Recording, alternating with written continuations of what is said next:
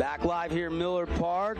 Anthem in the books. Take a look at the Desert Hills starting lineup, brought to you by House of Jump.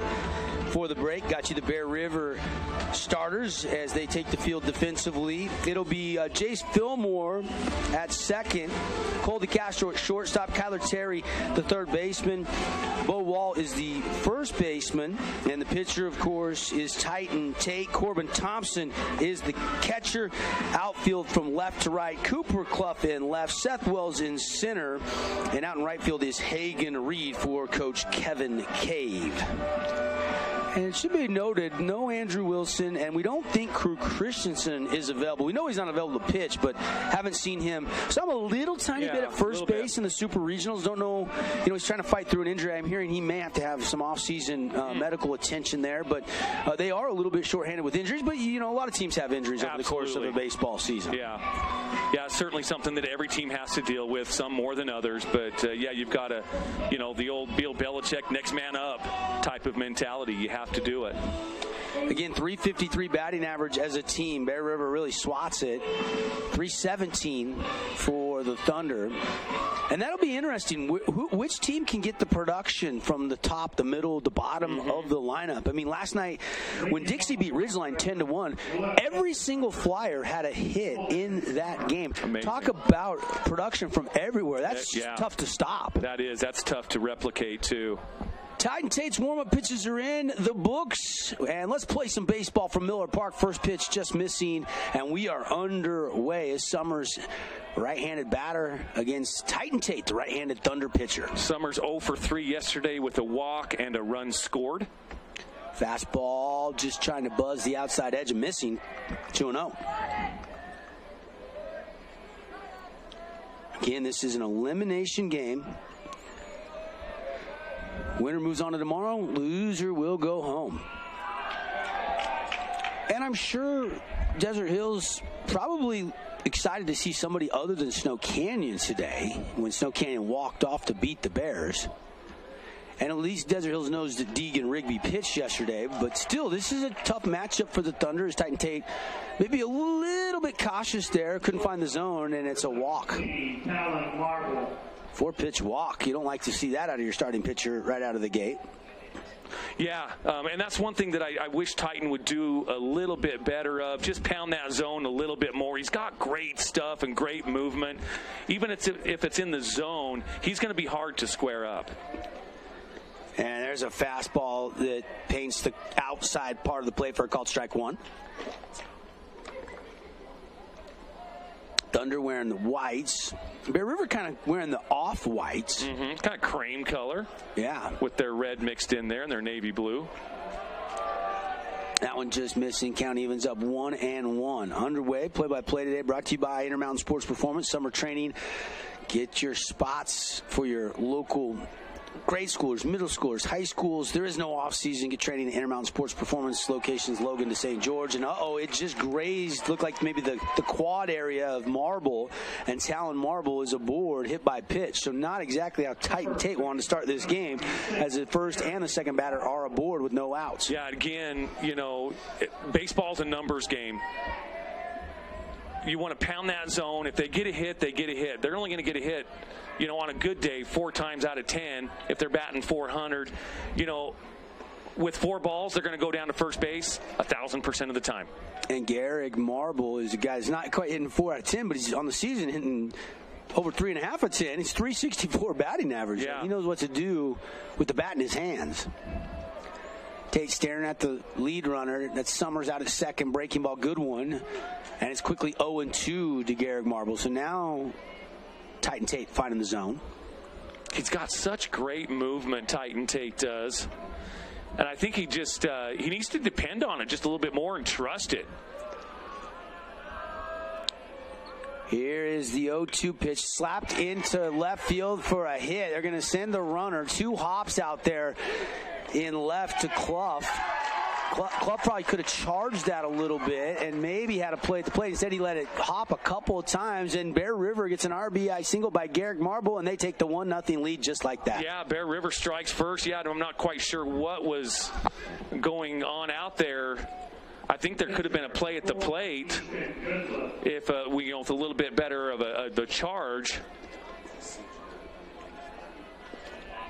Bigger dimensions, though, playing a little deeper. He might have scored anyway. We'll never know. That is exactly right. We will never know. Titan Tate got to bear down now, though. And here's the cleanup hitter, Goodliff. And again, those leadoff walks, they come back to get you every single time, and it certainly did that time again against Titan Tate. And Titan Tate, 0-1 delivery. Trying to get that breaking ball to fall of his zone and maybe just a little bit low, ball one. 1-0 Bears. Garrick Marble. Got to imagine Lou Gehrig influencing the name a little bit. Yeah. His real name, I believe, is Garrison, but it goes by Gehrig. I mean, you look at the stats and everything. I swear last year, though, we called him Garrison during the state tournament.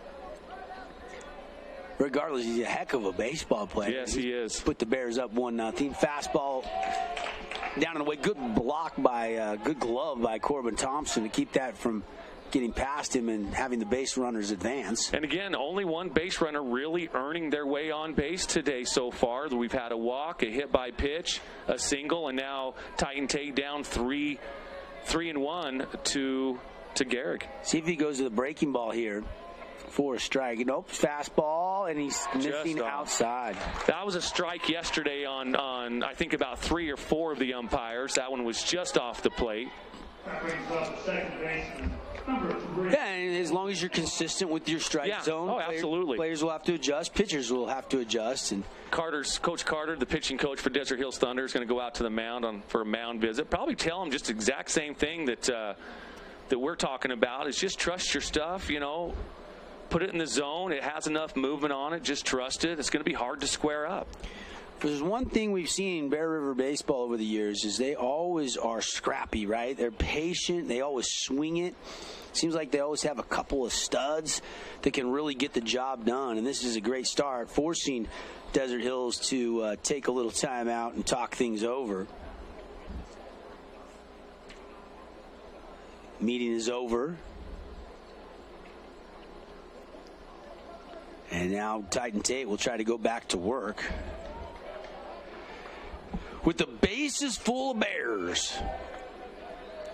No outs. That's the scary part for Thunder family. Yeah, you'd almost trade another run for a double play here, wouldn't you? Oh, yeah. And there's a called strike. Again, nice movement on that pitch. I love his breaking stuff. It just has a lot of movement, but he just nibbles at the corners a little too much.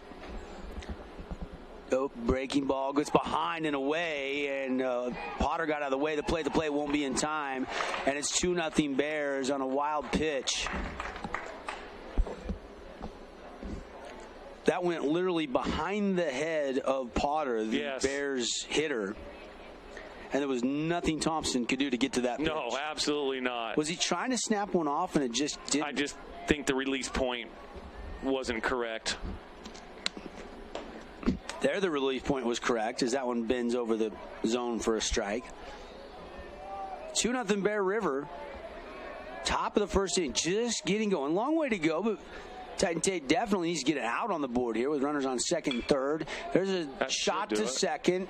They'll trade the out at first for a run. It's going to be a fielder's choice. 4-3 the put out as Fillmore got it over there to Bowall. But the run does come home. And on the Wilkinson scoreboard, Bears put up a nice 3 spot so far. They still got another runner over there at third base. I believe that's a pinch runner at third now. That's Kidd running for Marble, for Garrick Marble. They did swap that out when he was at first. Titan Tate rocks, fires, fastball for a called strike at the knees. Just caught the outer part of the plate there on that one. Great location. That's definitely a pitcher's pitch there. Calvin Carter, the Bears hitter, get his first AB of the afternoon, and that one, strike 2. Bottom of the K zone. On Again, just a great pitch. Great location by the Thunder hurler. Here comes the 0-2 pitch. The righty breaking ball got him. God, and the worst part about that, it was an 0-2 count. Hit him, beat him. You had him 0-2, and you let him off the hook. Yeah, and credit Carter. He took one for the team. He stayed right in there on the breaking ball. Yeah, and if you're going to stay in there, you're going to do it on the breaking ball for sure. Yep. Sometimes you do have to make an attempt to get out of the way, but I haven't in that situation. I haven't seen that called in years. Yeah, doesn't happen very often. No. I've seen it before though. It's been a long time since I've seen it, and it was at the JV level out in Kanab a few years ago. I want to say I saw it in the state tournament last year at Brewster's Field. Really? I do not remember that, but... Or the official just pointed, stay here. But it was more like he leaned into it. Right, and that's a possibility, Which is not what happened on that last pitch, to be clear. There's a stolen base. They'll throw down to third instead, try to get the runner wandering off the bag at third, and everybody's safe. And now runners at second and third. Bear River already 3 runs on just one hit. But the walk, and 2 hit batters have given the Bears a lot of base runners here early on. And I'm sure Titan Tate is just beating himself up right now internally because these runs are all on him. Breaking ball, and that's to Philly. Philly looks at the runner. He won't go. He'll throw to first, out number 2, and everybody has to stay put. Good job by Fillmore. Yeah, the infield was drawn in. It was a perfect play. And certainly the right coaching call for the Thunder to bring the infield in. Now the infield drops back to normal depth, being that there's 2 outs. Number 23, Brooks Drollinger is the hitter here. Or is this Deegan Rigby? This is 25, Deegan Rigby, excuse me. Rigby was the starting pitcher yesterday. And had a gem going, and we talked about that in the pregame show. And Canyon walked him off. One mistake to Ryder Harrison. Just a masterful game until that one pitch to Ryder Harrison. And it was he had give up a low golf shot for a double moments before to Cruz Secret. Yeah. And then that pitch was in the K zone, but it was high and outside. But Ryder Harrison just went with it, goes oppo. Yep. It wasn't bad location by Deegan Rigby, and a lot of college scouts I know were on this kid as a pitcher. Mm-hmm. Hasn't committed anywhere yet. Just a junior, class of 2024. Also, Rigby, though, knows how to handle the bat. This year, he comes in with a .319 batting average.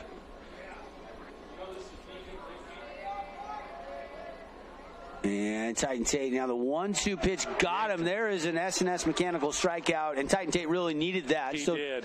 They do give up 3 runs on 1 hit. They do strand a couple out there on base, and through half an inning, Bear River, great start. They lead on the Wilkinson's House of Lighting scoreboard. 3-0. Desert Hills coming up next. This cheesesteak is so freshly grilled, you could still hear it sizzling. I can hear it too. Me too. Actually, it's the Cheesesteak? grill. Grilled right in front of you. It's a Jersey Mike's thing.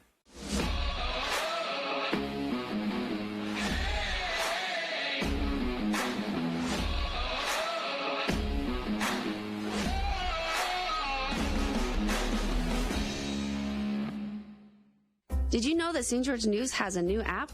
Download the St. George News app today and stay up to date on everything happening in Southern Utah. Get instant notifications on news, weather, sports, and more. Download the app today and get your local news now. First Ace Hardware is conveniently located in St. George on the corner of Bluff Street and St. George Boulevard with 30,000 square feet of lawn and garden, paint, tools, fabrics, sporting goods, and the most complete nut and bolt section in town. First General Store, the Big Ace store on Bluff and on Main and Cedar City. Fixed by the best in the business. ZAG protects it better. Welcome back, everybody. Miller Park, Devin Dixon, Mark Musgrave here on the Fan Sports Network. as well as KSLSports.com. And 3-0 Bears, and Desert Hills will send up Jace Fillmore to lead things off. Cole DeCastro, Kyler Terry due up first here for the Thunder. And this part of the lineup really needs to step up for the Thunder. The 1, 2, 3 hole, the most important spots in the lineup. They need to get going. They need to get Philly on the base pass. He's got great speed. Yep, Fillmore hitting 388 on the season. Just a sophomore. Started last year in the middle infield. They pinch hit him a lot, pinch ran him a lot last year, but he did start a good number of games last year as a freshman. Yeah. Also, really good golfer, Jace Fillmore. Been part of the Thunder golf team for 2 seasons. His freshman year helped him take second. Of course, 4A is going to look a lot different next year in all sports with the expansion to 4 classifications instead of just 2 like we've seen for the last couple years of this realignment. Checked his swing. Did he go? They'll say, yes, he did. Strike. Getting our first look here at Goodliff on the bump for the Bears. Got good velo, doesn't he? He does. Fastball, and this one goes out to right. An easy play for Jepson out there, who makes the play for out number 1. Fillmore flies out, and Cole DeCastro will step in.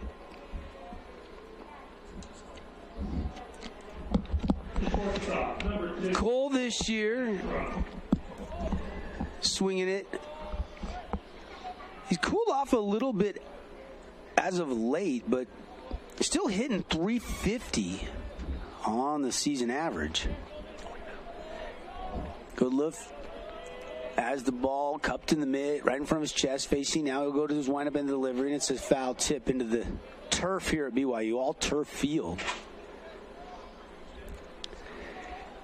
And it's 0-1 to Cole DeCastro.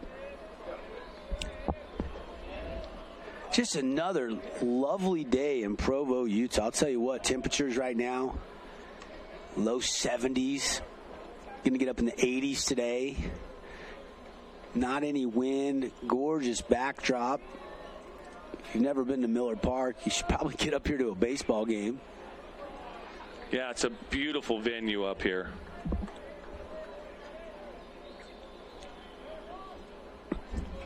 Yeah, we were talking with Luke Anderson. He's only a freshman for BYU's baseball team for Coach Pratt, but right. He was quick to say, yeah, this is the most beautiful stadium I've ever played in. And, you'd have to go all over the country and play a lot of years to find something with a prettier backdrop. You really would. Looks like the Y's got a nice little new paint job up on the mountain. And a shot up the middle for DeCastro, who's aboard with a 1-out single. Great at bat there. Took the count to 2-2 and just really sent that ball right back where it came from. Right up the middle. And now Kyler Terry will step in. Kyler Terry.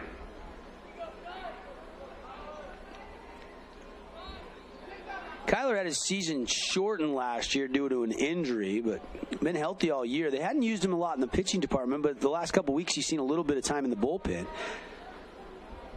Right now they need his bat. First pitch swinging, he fouls it up and out of play. It's a Cache Valley Bank foul ball. Yeah, Kyler's a big, strong kid. He does have a couple of home runs on the year. He's a gap hitter, really, as well. And the Thunder's going to need a lot of that today. Obviously, being down 3-0 already in the bottom of the first, they're going to need some big hits. Today's play-by-play brought to you by Luke Udy and Associates, your local American Family Insurance Agency in St. George. Get a quote on your auto, home, or life insurance. See how much Luke can save you today. Maybe you need to save a little bit. Maybe you need a life insurance policy.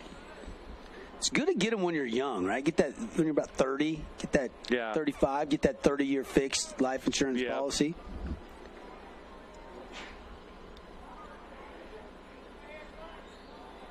As always, we'll hand out some awards in our post-game show. We have a lot of them. Player of the Game, presented by Hearst Ace Hardware. Play of the Game, presented by Appliance Wholesalers Plus. Jersey Mike, Sub of the Game. and our Morgan Pest Control defensive play of the game. Don't think we've seen any of those yet. No. Just bottom of the first, 3-0 Bears leading. Terry had a good cut at that one, but it's fouled straight back. Yeah, he was on that one. That ball came straight back. So the timing he was certainly on. Just needs to square it up a little bit more. Again, good lift. Not a strikeout pitcher. He is a pitch to contact kind of pitcher. Snap throw to first. Castro back in time. Now the wind has started to blow a little bit from right across the field to left, but I'm talking maybe 3 to 4 miles an hour, not much. Right. Almost kind of just a nice little gentle breeze. DeCastro acting like he was going to try to swipe a bag and then goes back to first, and that evens up the count at 2-2 as Terry didn't offer at it.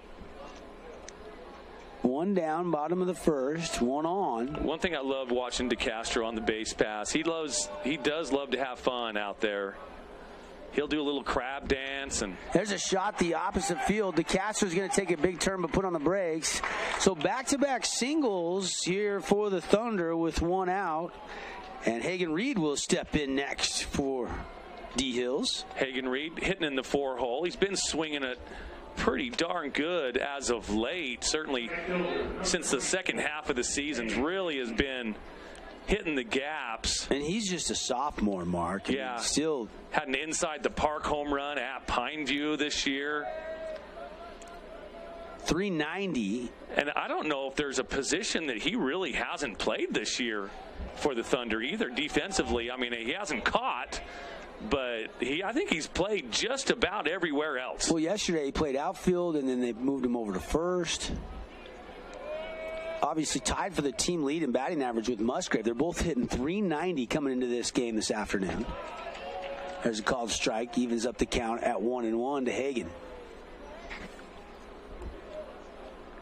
This sophomore class for Desert Hills is a strong class. They're a talented class for sure. They are young outside of their seniors like Musgrave and DeCastro. Shot up the middle. That's going to be the third hit in a row, and it's going to be an RBI single by Hagen Reed as Cole DeCastro scores from second base, and it's a 3-1 game as the Thunder have their first run of the afternoon. So 2 back up the middle, 1 to right field. That's 3 hits in a row off Goodluff here. Yeah. Both teams have opened up a little offense to start this game. Yeah, and if you're Desert Hills, obviously you want to get them all back at one time, but you don't have to. We're only in the bottom of the first inning. Just chip away, see what you can do. But yeah, 2 on, only 1 out right now. And a check swing there from Bo Wall. Wall hitting in the 5 spots. Bo, big strong kid, very athletic. Another sophomore, just a sophomore. Some of these sophomores have sophomore bodies. He does not have a sophomore body. He is a full-on athlete. And there's a shot to second. Could be 2. The relay over to first in time, and it's a 4-6-3 double play. And that was a big defensive effort by the Bears to roll it up. So they do get 1 run on 3 hits, but Desert Hills trails by 2 on the Wilkinson scoreboard. We go to the top of the second when we come back here from BYU's Miller Park on a Tuesday inside the Boulevard Home 4A State Championships on the Fan Sports Network, and KSLSports.com is where you'll find the live stream. As a local business owner, it's important to get the word out about your business. More people equals more revenue for you. Get your business in front of over 160,000 people in southern Utah each week with St. George News. Contact St. George News today. Region 10 Sports is brought to you by Nets on Fire, the premier training and event facility in southern Utah. High-level individual and group training catered to your athlete, plus the best camps, clinics, tournaments, and showcases in the West. Visit netsonfire.org.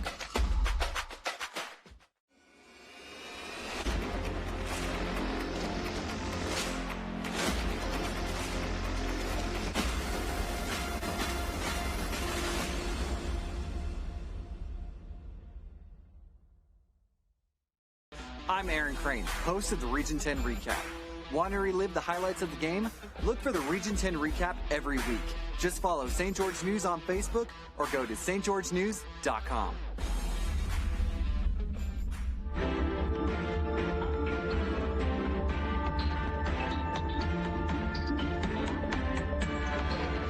Hey, welcome back, everybody. Devin Dixon, Mark Musgrave. Thunder and Bear River duking it out. Here's the DH to lead things off for the Bears. And Titan Tate starts him off with a fastball on the outside part of the plate for a strike. And pitch number 2, Cache Valley Bank foul ball, up and back. Quick 0-2 count for the Thunder hurler here. A little bit better start to this half inning than he did the first half inning. Roach is going to pop that one up into shallow left field or right field, and it will be the right fielder, Hagen Reed, that comes over and makes the catch. Hagen Reed with some really great hair out there in right field as well. That kid has some golden locks out there, Devin.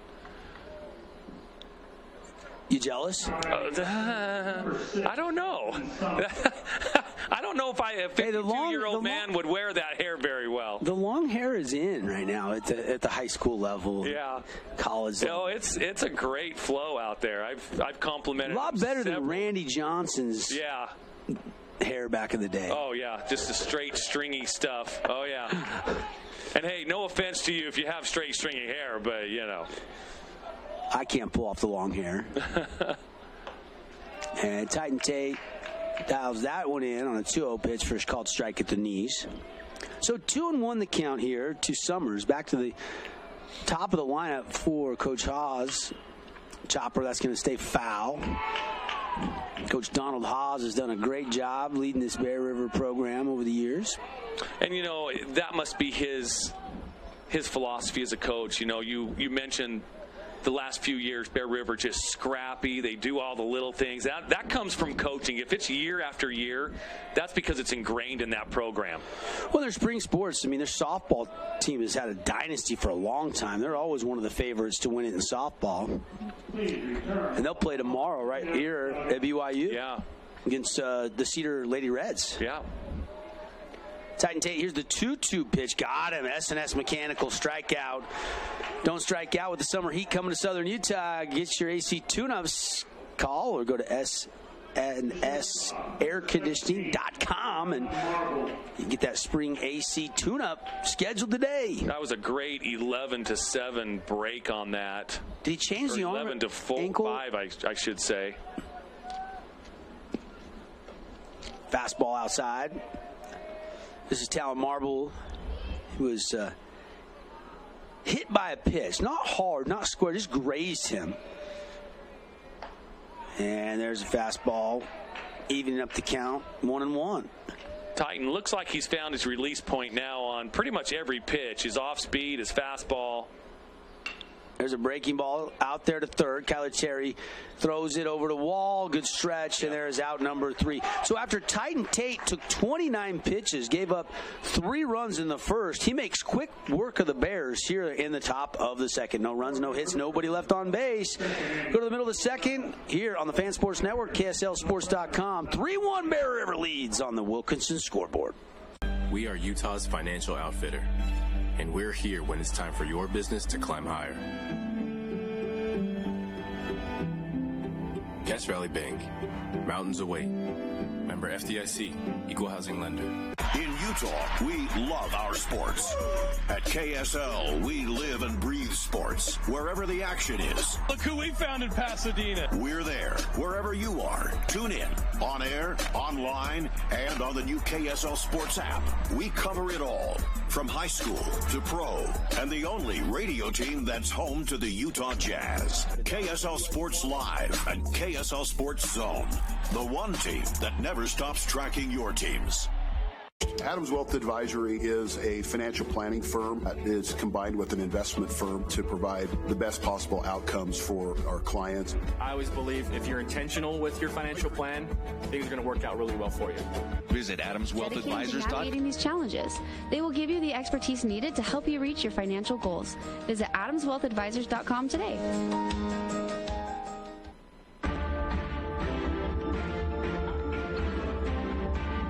Back live here, Larry H. Miller Field, campus BYU. Just a beautiful late spring day here on the 16th of May.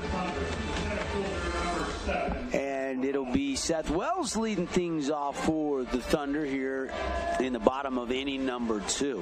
3-1, Bear River has the lead. Glad you're with us on radio or the live stream. And a chopper to third, and it goes off of the knee as he tried to backhand stab it. And Wells is going to take a turn, hesitate. Then he's going to try to go, and he's going to be safe. He is going to be safe at second, and he hesitated. Had he not hesitated, he would have easily been there. I don't know how he must have missed the tag mark. Must have. From our vantage point up here, it looked like he was toast. Take a look at the replay. Right off the knee. It was a hot shot. Again, good things happen when you put the ball into play. But see the hesitation right there. I don't know, Devin. I thought he was out. I'm not going to lie. I thought the tag barely beat him there. And then he came off the base. If Bear River would have stayed with the tag, they would have certainly got the second call. Right. Because momentum took him off the back. So maybe a little break there for the Thunder. Let's see if the Thunder can take advantage here. Landon Musgrave on the left-hand side of the batter's box. Going to show bunt, and he lays it down, and it's a good one. And that's going to be a play at third, and he's not going to get the tag. Everybody is safe. It's going to be an infield hit for Musgrave, I believe, because the Wells just beat the throw to third. Yeah, you know, again, one of those mental mistakes. The other team is giving you an out. Take the out. But actually, good placement on the bunt to force the right-handed pitcher. It was. But a good jump by Seth Wells to get down there, and you got to have the tag. It's not a force, and had it been a force, I think they would have got Wells. But with the tag, it just that bang bang wasn't in time. Now look for Musgrave to be advancing to second base at some point. And there's a shot right to left, and underneath it is Summers. They'll tag Wells, and Desert Hills has cut this lead in half at 3-2 on a sac fly. And a nice job there by Cooper Clough to score the run, pick up a ribby.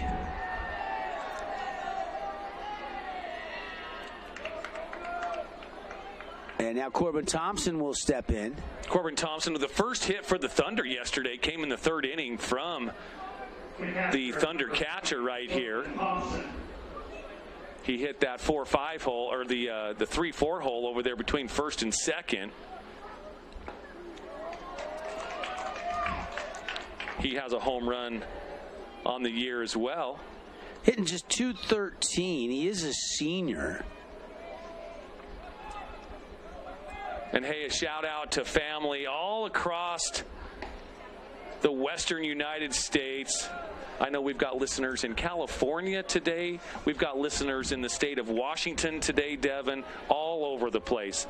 Thank you so much for listening and supporting. Yeah, we're watching on the live stream.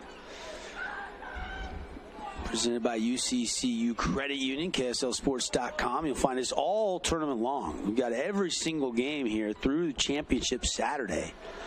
These two teams trying to fight back through the one-loss side of the bracket in this elimination game. And there's a swing and a miss by Thompson. I got to think that... Just his info. One of the moms he's told me. Hold on. Goodliff. Number 20. Steadying. It's Garrett Marble. Number 27 is Talent Marble. And the throw down there. The catcher trying to pick the runner off behind him. Not in time. 3-2 Bear River. I got to think Landon down there at first is really getting antsy. I wouldn't be surprised to see him. Well, now he's definitely going. 3-2 count. Although you don't want the old strike him out, throw him out, double play to end this either. But I got to think that he will be in motion here. Yep, 3-2, full count. Here comes the pitch from Easton Goodliff. Snap throw to first instead. Obviously, Bear River's thinking the same thing. I'm just going to go ahead and say it, Devin. Shout out to Landon's grandma, Janet Little, listening in Gridley, California. I got to do the shout out. There you go. He's going to go, and it's going to be a walk. Pitch was high. So 2 on, still just 1 out here in the bottom of the second. And here comes top of the order and Jace Fillmore. They're going to pinch run for Thompson. Get his catcher gear ready to go. Number 21, Jace Fillmore. Now running at first base for Desert Hills is number 13. Pitch runner is Goodman. Still only 1 out here for the Thunder. Again, they can answer back with that 3 spot that the Bear River Bears put in the top of the first. They answered back with 1 in the bottom of the first. So far here in the bottom of the second, they've answered with another run to make it a 3-2 ball game right now, Dev. Good love pitch stays a little bit high and inside. Ball 1 to Jace Fillmore. I feel he has a little bit of lower strike zone is right. Jace probably 5'5", 5'6". Just a quick. He's quick out there on the base pass. So athletic. Swinging a foul down the line in right field, and it's going to get into the bullpen area. Out of play. Just a Cache Valley Bank foul ball, and the count evens up at 1-1. Appreciate Jason Baum, the Equity Home Loans. Proud sponsor of Region 10 Baseball here inside the state tournament. Visit baumloans.com if you need a loan. Fillmore, another foul up and out of play. We're looking for a Red Bed Regeneration Energy play. And Red Bed invites you to come get lit up with their red light therapy beds that were developed by NASA for astronauts. Helps with scars, inflammation, decreases pain, helps you burn fat faster. Go to redbedregen.com. Man, I'd love to burn fat faster, Dev. I got pain. I really do probably need to go see these folks because I've got a lot of what they're trying to fix. It is intriguing. I've never been in yet. We'll have to set that up. I'll have to go check that out one of these days. I agree. Folks, you can do the same. Just visit their website, redbedregen.com. 2-2 pitch fought off out of play again by Fillmore. Jason's got a little brother coming up through the ranks named Briggs. Yeah. He is good little baseball and golfer. He is at every one of Jace's games if he's not playing himself. Landon Musgrave dancing down there at second. And foul straight ball. Back. Landon looking to round third and score at home. That would make Aunt Jenny very, very proud. The tying run out there at second. You're right here. Long way to go, though. Just bottom of 2. 1-run lead for Bear River. Jace Fillmore trying to change that. He's fought off a couple pitches. Here comes the 2-2 delivery, and it's chopper fouled once again. Boy, what a good at bat here. If I was the PA announcer right now, I'd be playing the Bee Gees, Staying Alive, Staying Alive. He is staying alive. Goodliff now up to 37 pitches with just 1 out here in the second inning. I should probably just stick to being the color commentator, right, Dev, and not singing. And there's a pop-up into the gap. It's a long run to get over there, and the right fielder calls it off. Musgrave will tag easily from second to third. And then the runner will get down to second there as the ball kind of just flips away. A little nonchalant going after the ball over there on the throw to third base. Good base running right there. Heads up base running to get 2 runs now in scoring position with Cole DeCastro coming up. 1 for 1 on the afternoon. Hit a hot shot right past Goodliff's feet up the middle over second base for a single. Later scored. Thunder definitely looking for something like that here. That would definitely score 2. With it being 2 outs, they will be going on contact.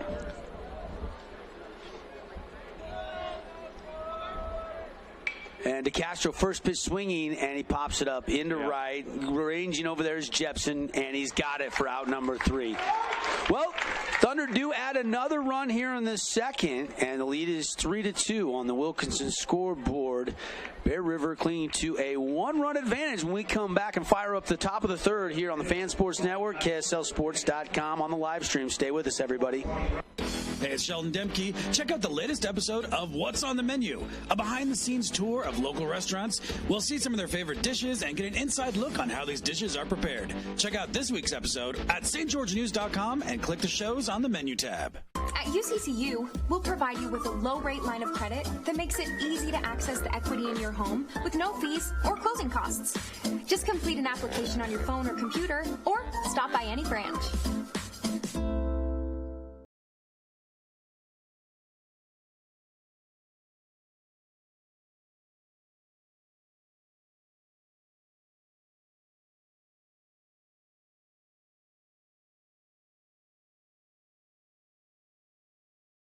Check out this week's edition of TGIF on stgeorgenews.com. TGIF is your weekend adventure guide to all the fun and exciting things going on in southern Utah this weekend. Find this week's edition at stgeorgenews.com and click the shows on the menu tab. Have a blast this weekend. Call Union Associates.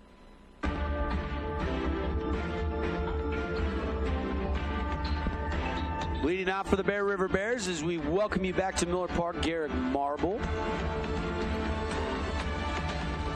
And Titan Tate starts them off with a fastball down the middle for called strike one. 3-2, Bear River leads. 3 in the first. Desert Hills has got 1 in the first, 1 in the second. There's a little dirty bomb. It's going to land in front of Seth Wells, and it's going to be a leadoff single for Garrett Marble.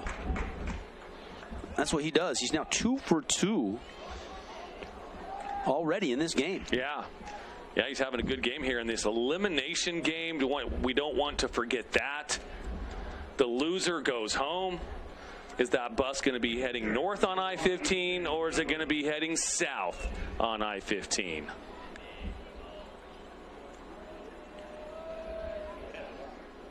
And the first pitch, just missing, ball 1 from Titan Tate. Titan Tate seems to have settled down a little bit, though, after that rough start. Very rough start. Again, it started off with a walk, a hit by pitch, a single, and then another walk. So, yes, you're exactly right, Dev. He has settled in quite well here. He's found his release point. He's found the zone. He's pounding the zone. He's got great movement. And he's looking to put another goose egg up on the board for Bear River. Bear River still hacking away, though. High to Goodlove. Count now 2-1. Again, we've talked about how scrappy this team is, this Bear River team. And they will keep swinging it. So Titan needs to just keep pounding that zone, let the defense behind him work, let the movement on his off-speed stuff also work in his advantage, because he's got great movement. Here is Goodlift stepping out, asked for time, now stepping back in.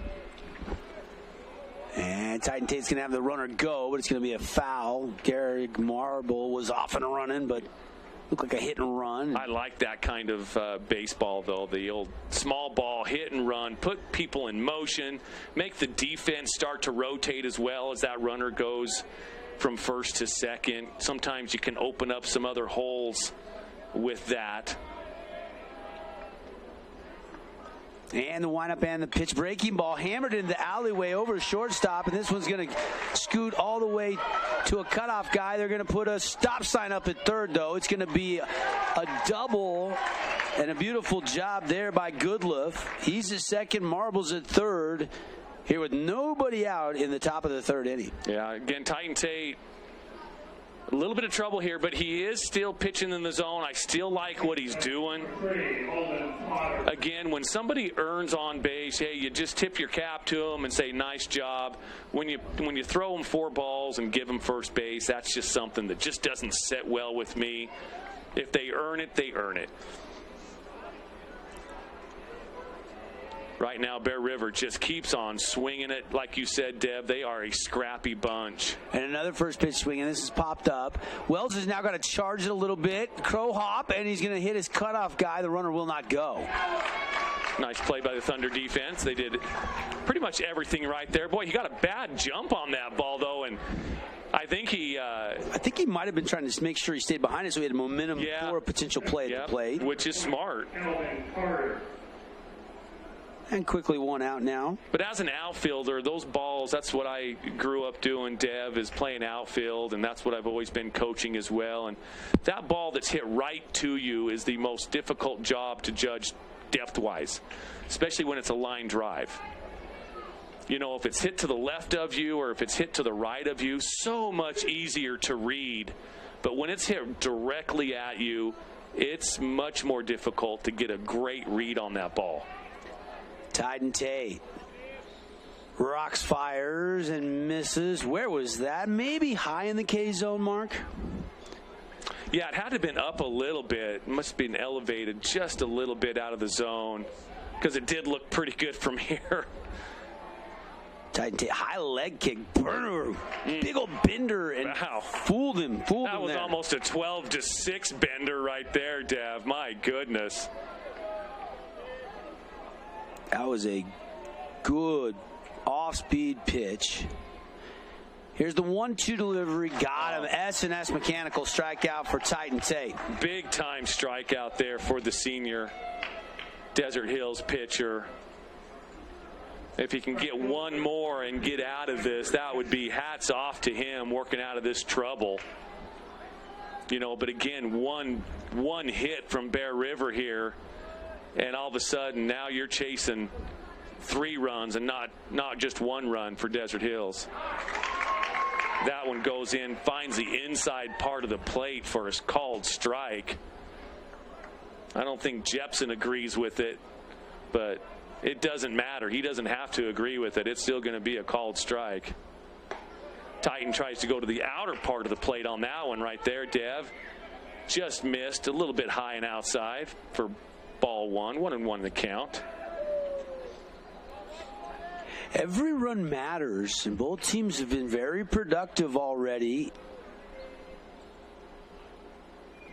Right now, Bear River looking for a key hit. This is going to be into right, but it's going to be tracked down by Hagen Reed for out number 3, and Tyden Tate gets out of this inning unscathed. Yeah, you know, both teams, though, leaving runners on base. I think Desert Hills has left about 4 or 5. Bear River leaves 2 just that inning, so we move on.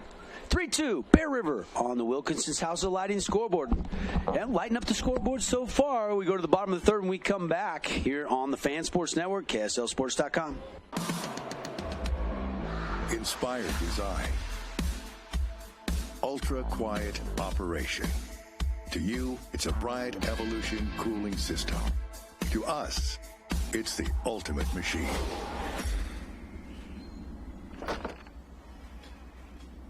All set. For the dealer nearest you, visit Bryant.com.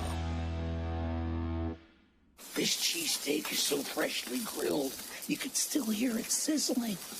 I can hear it too. Me too. Actually, it's the Cheesesteak? grill. Grilled right in front of you. It's a Jersey Mike's thing.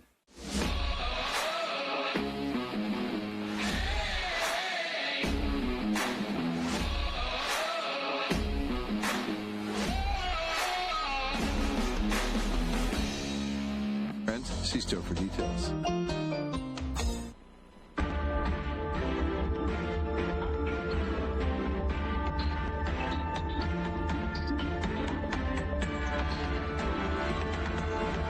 Just a beautiful day at Miller Park, campus BYU. They got a 3-game set starting Thursday against Pepperdine. Yeah, big time. They got to win all 3 games and get some help if they want to get into the WCC tournament. Yep. Boy, me and Macy were out on our walk this morning, Deb, and we were saying, man, it is just gorgeous up here. Yeah. But the winters are just so darn bad, man.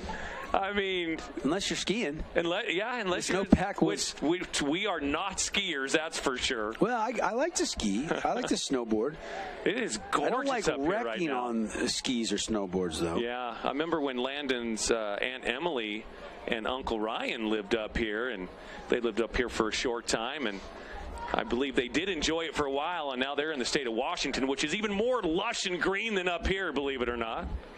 Not on the not in Eastern Washington. Oh, it's all dryland wheat farms, baby. Is that where you're from? Is Eastern Washington? Yes, sir. Eastern Washington. Farm Farms, orchards. That's what Macy grew up on, was farms and orchards. I grew up about 15 minutes from the Mardon Resort in the Potholes Lakes. Great little fishing area, though. We used to catch some big old bass back at the Potholes. Chopper, and that's going to stay fair, and that is going to be an infield hit for Kyler Terry. Tough play coming in there from third.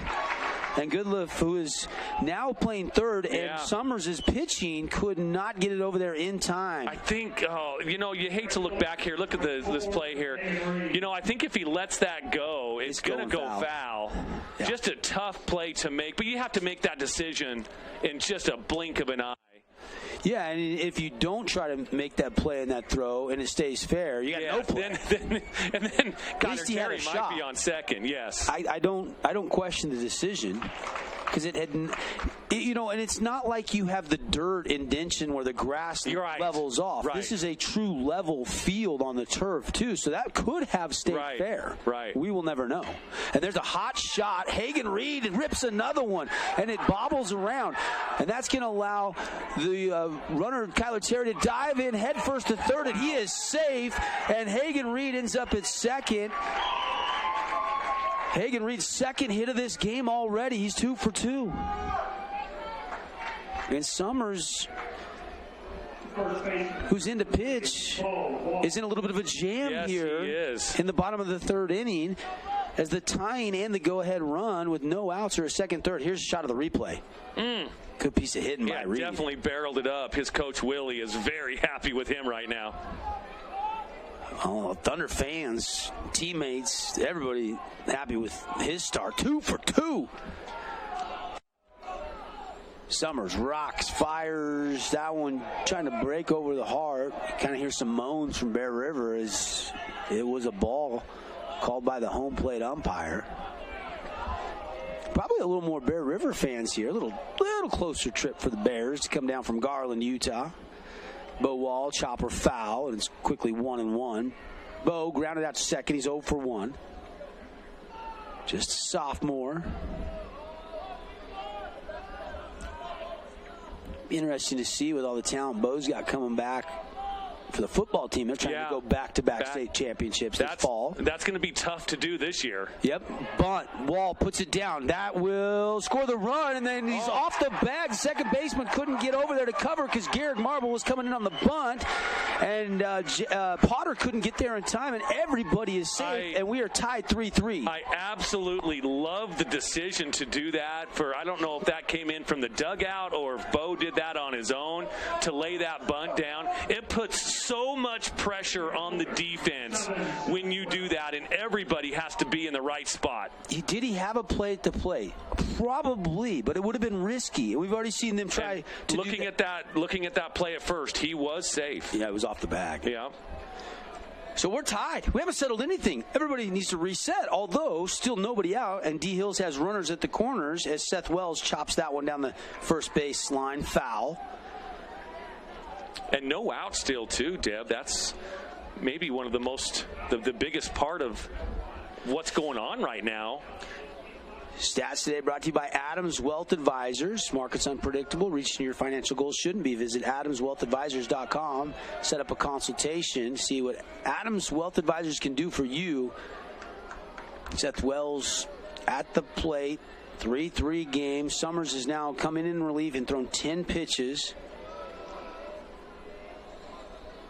Wall's at first. Reed's 2 for 2. He's at third. Snap throw to first. Wall back in time safely. Wouldn't have mattered. The batter called timeout, and the umpire granted it. So even with that, it was a timeout. Wells 0 for 1 today. Bender that a little above his head, and they'll give Bo Wall second base. No throw down. Jason Baum, equity home loan, stolen base there for Bo Wall. Now he's got, now Seth, the center fielder for Desert Hills, has 2 of them there in scoring position. Summers needs to find a way to get an out here, if at all possible. You kind of feel like with Bear River, all that early momentum, that 3-0 lead, that is gone. Yeah, for sure. And Desert Hills has stolen Uncle momentum right now. Yeah, for sure. No doubt about that, especially here. Again, in the bottom of the third. 2 on, no out. Desert Hills already struck once. Summers, beautiful pitch, but it just dips low in the zone. And now the bases are loaded as Wells draws the walk. And here comes Landon. Landon Musgrave steps in from the left side, hitting .390 on the season. It's a big time. This is a big moment for the senior here. I mean, he's got ice water in his veins, huh? Yeah, he certainly thinks he does. Let's see what he does. Now an inside, and Musgrave easily lays off that pitch. You know, one thing that Landon has always done well is he's always been very good at deciphering balls from strikes as a hitter. Here's the 1-0 pitch, and he popped it up. It's going to be right over there around third base, waiting high and coming down into the mid, and Goodliff has out number 1. And that's the one thing that one of the two things that you just can't do with runners in scoring position. The number one thing you can't do is strike out. The second thing that you can't do is pop up to the infield. Give Summers some credit, though. He jammed him up on the inside, kind of high in the inside part of the K zone there, and made that one probably Musgrave wish he would have laid off of. Yeah, seen a different pitch. For sure. Check swing here, and it does pop away from Benson behind the dish, but not far enough. Everybody stays put. Bases are still loaded, 1 out.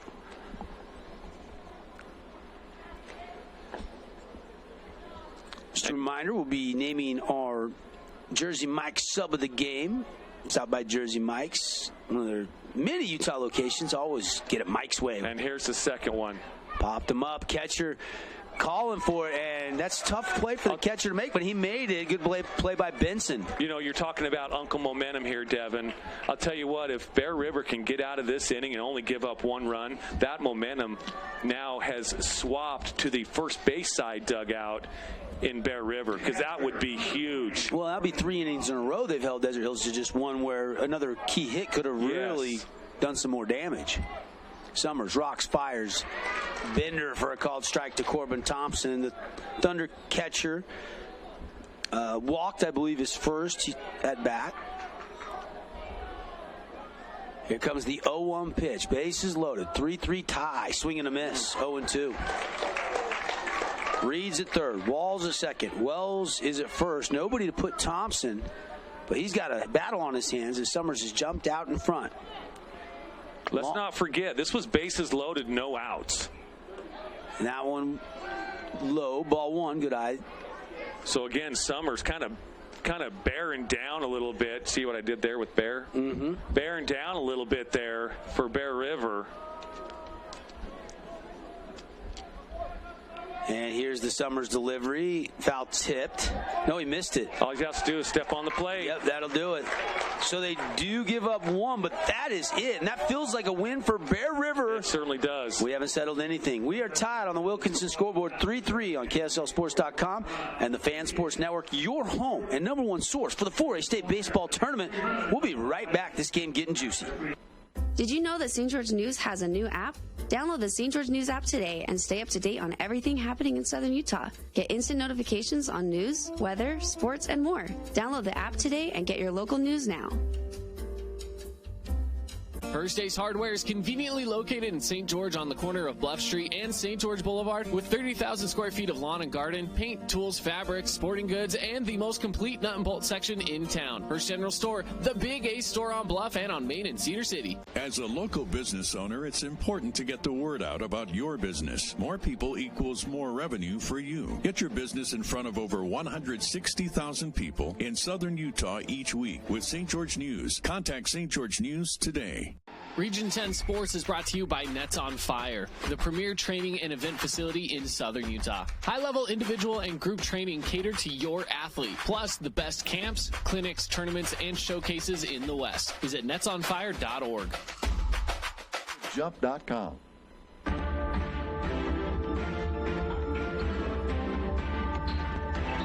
We are back, and Devin Dixon, Mark Musgrave, 3-3, Bear River, Desert Hills. Winner moves on to tomorrow. loser goes home, and their dreams of a state championship come to an end. By the way, if you look at the next couple games, maybe you're not a Bear River or Desert Hills fan, you're waiting around. The next game this afternoon will be Crimson Ridgeline. That's a 3 o'clock scheduled start. 5:30 Green Canyon and Dixie. And the 8 o'clock game tonight is Snow Canyon and Mountain Crest. And we'll have them all for you right here. Right here. Where you're accessing us today. Oh, boy. And a swing and a foul tip. Foul tip off the umpire, so the catcher, Corbin Thompson's going to go out and talk to Titan Tate. That's just a courtesy to the umpire as he kind of gets his legs underneath him and kind of knocks those cobwebs out. You'll see that happen a lot. If the catcher gets nicked, the umpire will walk out and kind of throw the ball, or he'll clean off the plate. Not that there's any dirt to clean off on this field, but it's just a courtesy between the umpire and the catcher. By the way, this is a pinch hitter. This is a kid, George Kidd, a junior, that is pinch hitting here for Rigby, I believe. First at bat of the state tournament. He did not enter the game yesterday in that 3-2 heartbreaking loss to Snow Canyon. Pretty good swing, but blooped high. Wells takes a couple steps back and makes the out in center field. And a 1-1 pitch there. George Kidd flies out. Devin Dixon, Mark Musgrave. The voice you know. Rory Brosnan back producing in the Findlay Hyundai Studios in St. George. We got Dusty Allen, Caden Formaster working the video production. Cannon's on the camera, having a good time out there, getting some shots for our streaming audience. Is that Titan Tape pitch way outside? Just a bit outside. Good little Bob Euchre. Got any Vin Scully in your back pocket? I don't have any Vin. I've got some good stories, but I can't tell them like Vin does. Just so eloquent. I was talking a couple years ago to pitching coach of the Dixie Flyers, Dave Horlocker, when he was with the Dodgers organization in spring training. A couple of times he said, they'd be at lunch in between, split squad games or practices down in Arizona or wherever spring training was. And he just so happened to look a couple of times to get sat next to Vin. Oh my gosh! And he said he dream come true. He just listened to the stories from Vin Scully off the air were unbelievable. He said, I really can't describe how fun it was to sit there and just listen to Vin spin stories from back in the day. You think about all of the great players that he did games for, all the way from I think he started in 1949 or 1950. And he ends up retiring in, 2017 or something? All of the great players. Gosh, has it been that long? Has he been retired that long? I think so. It seemed like just yesterday. Yeah, I think it was 2017, 2018. And a shot to third, gobbled up by Kyler Terry. And the throw perfect to Bo Wall. That is a great play on the hot corner by the Desert Hills third baseman. Yep. Well, he just passed away last August. Vin Scully, a great legend.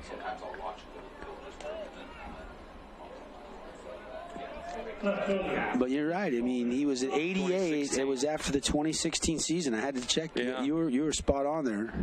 Yeah. Time flies. It does. This is Summers.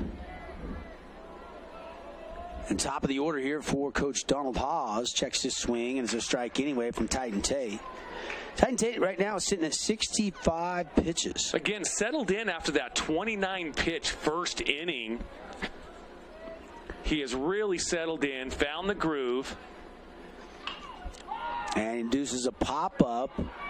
And it's kind of Wells' is call, and he calls everybody off, and he goes over and makes the catch for out number 3. So you're right. Titan Tate cruising along here. We go to the middle of the fourth. Desert Hills, Bear River tied at 3 on the Wilkinson's House of Lighting scoreboard. We'll be right back.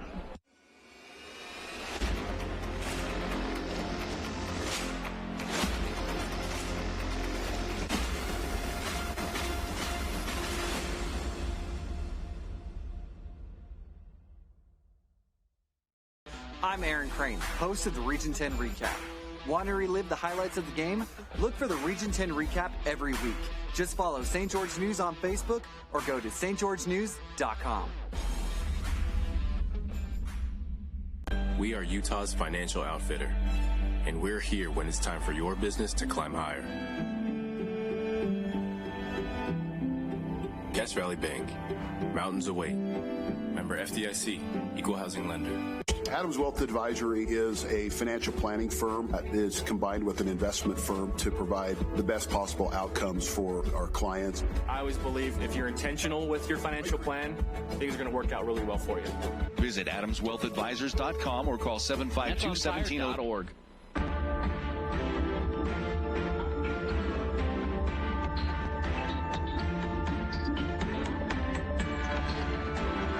Yeah, we are back here, Bear River, Desert Hills, an elimination game in the 4A State Baseball brackets. Again, our look ahead brought to you by Bucks Ace Hardware. We got games all day long. Crimson, they'll play coming up in the next game. It's scheduled for 3 o'clock. The 3 o'clock game is the Crimson Mustangs. The number 2 seed will play the 6 seed Ridgeline.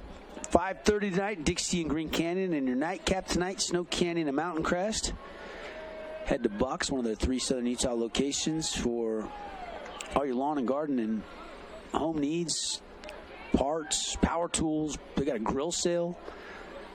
A big Memorial Day sale coming. Red hot buys all month long at Bucks Ace Hardware. You know, funny story, Dev. Back in Macy's younger days, Macy didn't know what to give me for my birthday, and I wanted a new barbecue. Philly got hit. Jace Fillmore is aboard. And Macy would call her mom and say, he wants a barbecue. That's all he wants. And she's like, well, give him a barbecue. What's your problem? You know, let's go with it. Well, my mother-in-law thought it was just like put on a barbecue.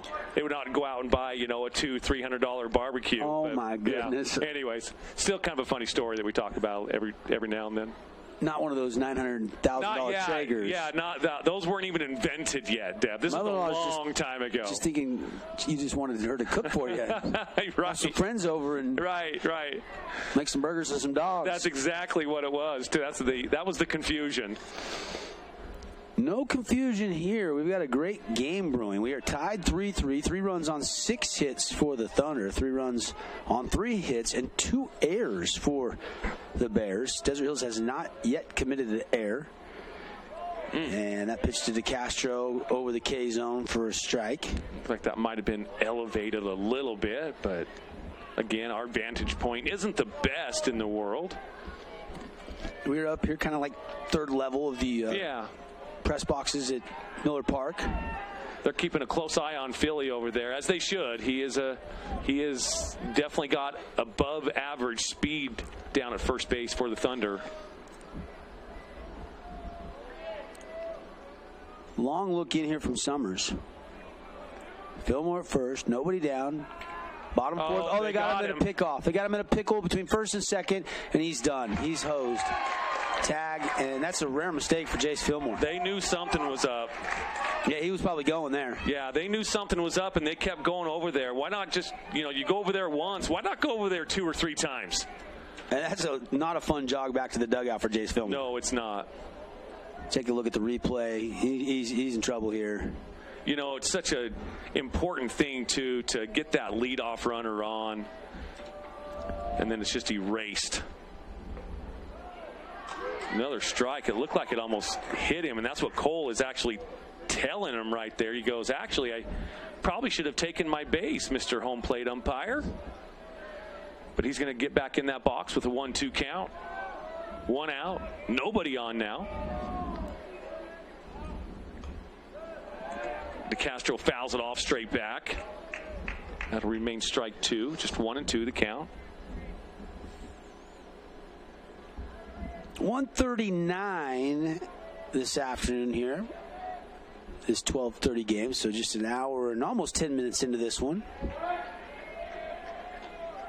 Summers now missing 2 and 2 the count with 1 out here. Nobody on base after Fillmore got erased. Leaning off first, got caught in that rundown. to Castro. Chopper, that will be foul.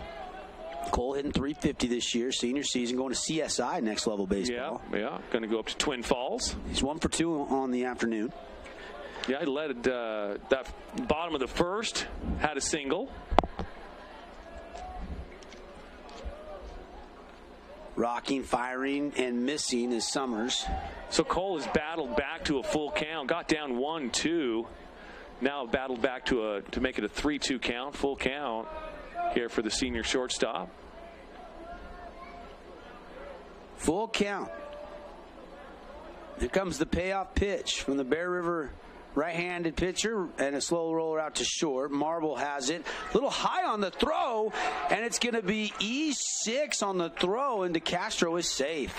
And he gets to go to second. The ball went into the dugout, so he's going to be given second base. That is the third error of this game for the Bears defensively. Yeah, we talked about it in the Findlay Subaru pregame show. You got to play mistake-free baseball if you want to stave off elimination. And absolutely. That has not been the case so far for Coach Hawes' team, as they've made a couple mistakes. Now let's see if the Thunder can capitalize on that mistake. Well, the only mistake Desert Hills made is not capitalizing on some runners in scoring position. Absolutely. In all three of the previous innings, they have stranded a total of, I think, 7 or 8 runners already in this game. Yep, totally agreed. Hard to say that's a mistake. Missed opportunity, and Kyler Terry high and fairly deep, going back, and it's going to be over his head. Kid could not find it. At one hops the wall. It's going to be an RBI double for Kyler Terry, and Desert Hills has their 7th hit and their first lead of the game at 4-3. Towering high, and it was carrying all the way right to about the 340 mark onto the track. Yeah, I think it surprised Kid out there. It just kept going and going and going. I thought he had a beat on it there, Dev. Nope, he did, but it just got over the top. Inches over his glove, just out of the camera angle there. And now Hagen Reed, who squared one up last at bat with a line drive single over shortstop. Well, he's seeing watermelon. He's 2 for 2. Yeah, he is swinging it well right now. He'd love to mash one here. Summers, though, trying to limit the damage. 4 consecutive innings, the Thunder have scored 1 run right now. Yeah, and they're, to the credit of Bear River, they've gotten out of some jams. Those could be some crooked numbers up there, but they have held the Desert Hills Thunder to 1 run per inning. Wind up in the pitch, and it's fouled back up and out of play. Again, even though it's a foul ball, really confident swing by Hagen Reed. Again, he's looking to find a gap here.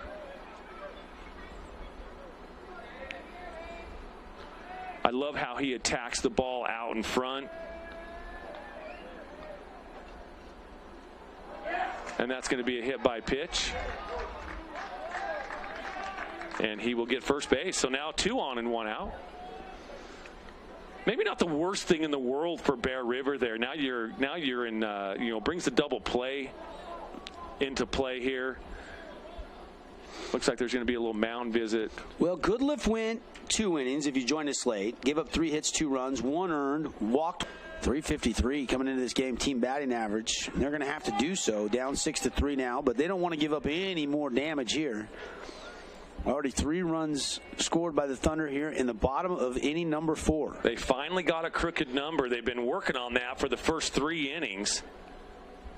There's been a lot of traffic out there on the base paths for Desert Hills.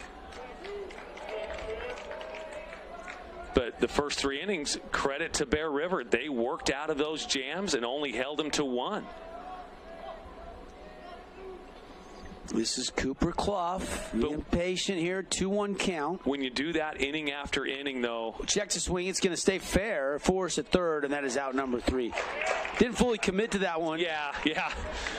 Yeah, and I was just going to say, with Bear River, with all that traffic and in every single inning, at some point it's going to catch up to you. It caught up to them here in the 4th inning.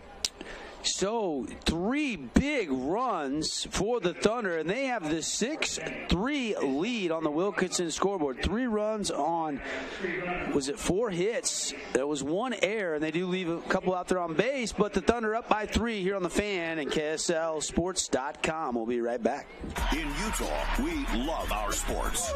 At KSL, we live and breathe sports. Wherever the action is. Look who we found in Pasadena. We're there. Wherever you are. Tune in.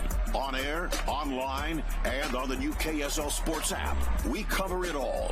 From high school to pro. And the only radio team that's home to the Utah Jazz. KSL Sports Live and KSL Sports Zone. The one team that never stops tracking your teams. Hey, it's Sheldon Demke. Check out the latest episode of What's on the Menu, a behind-the-scenes tour of local restaurants. We'll see some of their favorite dishes and get an inside look on how these dishes are prepared. Check out this week's episode at stgeorgenews.com and click the shows on the menu tab. At UCCU, we'll provide you with a low-rate line of credit that makes it easy to access the equity in your home with no fees or closing costs. Just complete an application on your phone or computer, or stop by any branch.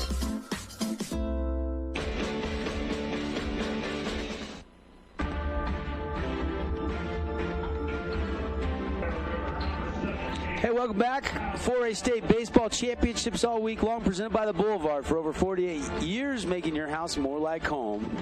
Shop smart, shop at the Boulevard.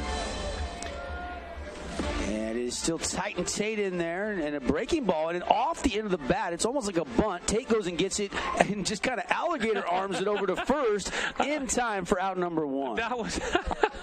I'm sorry for laughing, but that, yeah, it was almost like a shot put. It was like he was throwing a dart on a dartboard, wasn't it? Yeah, but Bo Wall definitely was ready down there at first base for the Thunder. So, and hopefully we're not laughing at Titan. Hopefully we're laughing with him down there.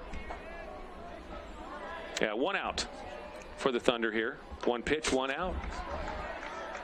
There's a strike call.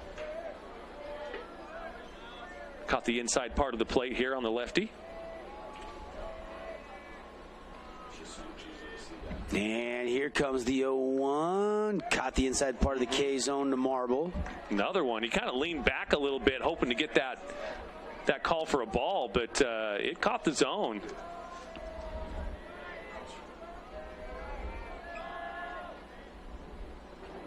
That one got away from Titan a little bit. We want to shout out to the Desert Hills Lady Thunder softball team. They are listening to this game as it goes on, cheering for the boys. And there's a hit there out to right field by Marble. Garrick Marble. Then that's what Bear River fans want to see more of, is string some hits together. Still a long way to go, down by 3 runs. Oh, yeah. No, there's still a lot of baseball left. So Desert Hills, if you're Desert Hills, you can't take the foot off the throttle yet. You need to keep doing what you've been doing. Titan Tate, as we mentioned, has settled in. That one's low and outside for ball 1. But he has certainly settled in, certainly from a rough first inning. No, there's no question he has settled down. He walked a guy, hit 2 guys in that first, gave up those 3 early runs. But since then, you look at the Adams Wealth Advisors statistics, he's been more efficient. He's kept his innings, pitches per innings down. And Tate is, now in line to get an elimination win for his team if this score holds up. And right now he's going back to, he's missed all of those pitches outside. It's a 3-0 count. I'd want to tell him, if I could, don't nibble on that outside corner. Just pound the zone. You've got a 3-run lead. There you go. Strike right down the middle for 3-1. Yeah, 4 1/3, giving up 4 hits, 3 runs, all earned. Walked 2 and 3 S&S mechanical strikeouts for Titan Tate so far. The senior, little brother's a sophomore that might see some more playing time next year. Yeah, I think so. And there's another strike at the knees. Count full now. Just caught the outside part of the plate on that one. That could have been, I think that could have gone either way. Tate is now at 77 pitches. Goodliff, 1 for 1 in this game so far. And the full count, and that was roped into right center field, and back-to-back hits by this Bear River Bears offense with just one out here in the top of the 5th inning. They got a little something brewing. And again, that's okay. If I'm Desert Hills, that's okay. If I'm Titan Tate, just keep pounding that zone. Pitch to contact. Number 3. Yes, they have bested you the last 2 at-bats, but I would much rather have that team. I'd much rather have them earn it than give it to them. Titan Tate, long look in. Now the pitch and another strike.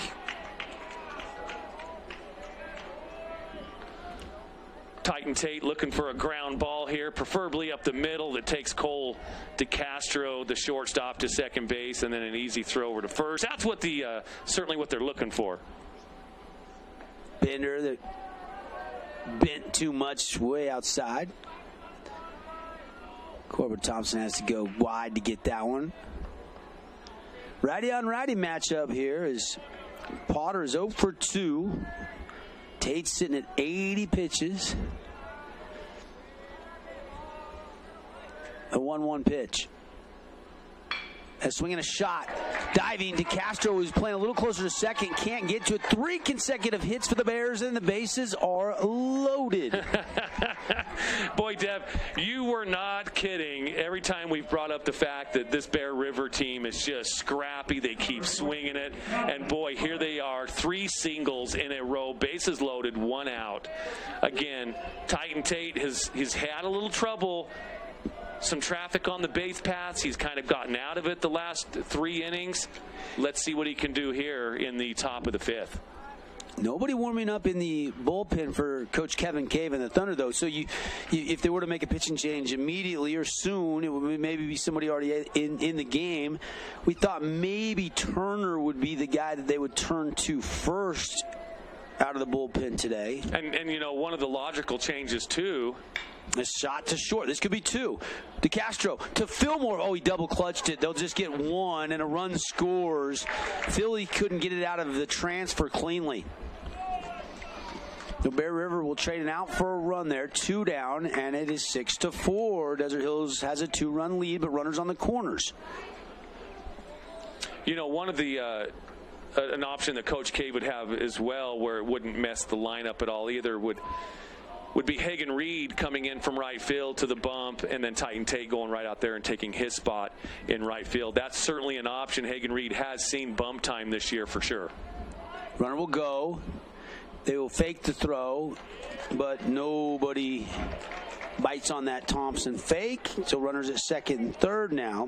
Goodlove was kind of hoping maybe they threw to second so he could try to sprint home. But yeah.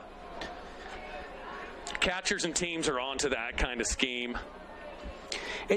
You almost want to try to throw a guy out at second in the inning. Oh, it gets away, and that's going to score and run, and it's a 6-5 game. Here come the Bear River Bears. Wild pitch there, and it gets away all the way to the backstop, and the backstop is deep enough here that you don't have much of a shot when it gets all the way, unless it caroms right back to you. Right. You got a good 15, 18 yards to go back to get that, and for the sliding for sure score at the plate. So a 1-run game again, and a shot up the middle. We're tied up. They're timing his off-speed pitch right now really, really well. Jepson delivers an RBI single to right. Good smooth swing for the right fielder. And more to center field than right field. Just right of the second base bag by a few feet. But just a nice, easy, effortless swing there by Jepson. Yeah, it really was. And all of these hits have come on the off-speed pitch. They know when it's coming, because that's been something that Tate, foul ball. And now you've got movement in the bullpen. Here goes somebody down to the Thunder bullpen to start warming up. Tate is at 86 pitches. Kidd at the plate. Looks like Hoyt down there warming up for the Thunder, the lefty. Is he a freshman? He is a freshman. Yeah. He's got really good stuff. And that one fouled up and out of play at Cache Valley Bank. Foul ball. Thanks to some of our great sponsors. The Donut Run. Start your mornings at the Donut Run off Brigham Road by KB Express. Appreciate Bin Blasters. How about Kyler Terry, that Bin Blasters double earlier in the game, and you can get the clean can plan. Go to binblasters.com for monthly service in St. George. Tate, breaking ball, popped him up. That should get him out of the inning here. Wells will call off to Castro, and there is out number 3, but not before Bear River answers in the top of the 5th with 3 runs to tie this game back up 6-6. 6 runs, 7 hits, 3 errors to the Bears. Adams Wealth Advisor stat line today, 6 runs on 8 hits, no errors for the Thunder. We go to the bottom of the 5th when we come back.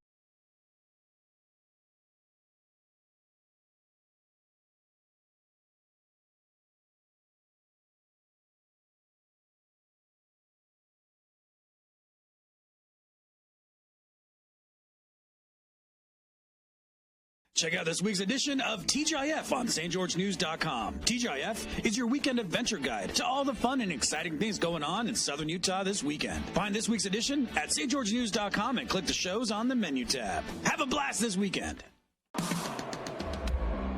Inspired design. Ultra quiet operation.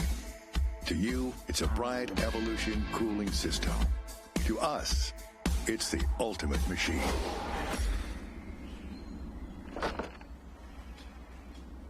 All set. For the dealer nearest you, visit Bryant.com. Honey, it's a Jersey Mike's thing.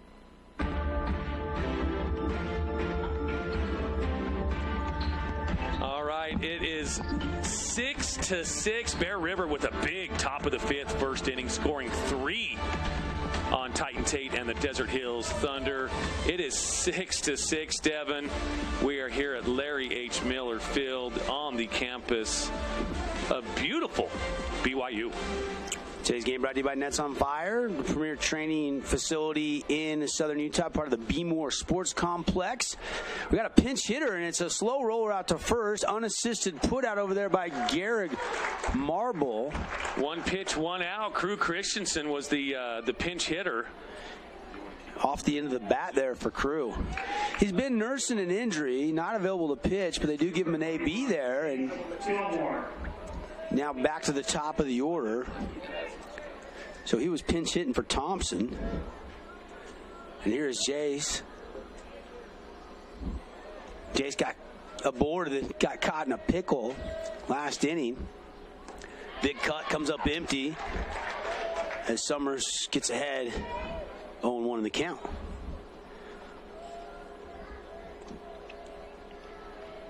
Wind up in the pitch and a shot, a foul. Boy, that would have been extra bases. Had that just been about 2 feet to the right, he'd still be running. Fillmore will step back into the Buck Brand beef batter's box. Homegrown Southern Utah beef, raised in Kanab, Utah. Call 435-644-2825. Get a half a side of beef or a full side of beef for your summer grilling. Grass-fed. Yeah, it's delicious. Get the ribeye cuts, some T-bone cuts, some fillets, some sirloin, some New Yorks, plenty of hamburger. And a shot to third, gloved in the throw by Goodliff in time to get Jace Fillmore. Bears will throw it around 2 away. Now it kind of seems like Uncle Momentum has switched back to Bear River here. 6-6 game here. But the Thunder 2 up, 2 down. Now with Cole DeCastro coming up. Does it kind of feel like that momentum shifted a little bit to you, Dev? All game long. Yeah. I mean, about every inning, every other inning, you got a little momentum shift. And scoreboard would say it agrees. Tied up. Haven't settled anything. Kind of heading for a little bit of an instant classic finish potentially here in an elimination game. Potential. The Fan Sports Network instant classic. Wind up and the pitch high to Cole.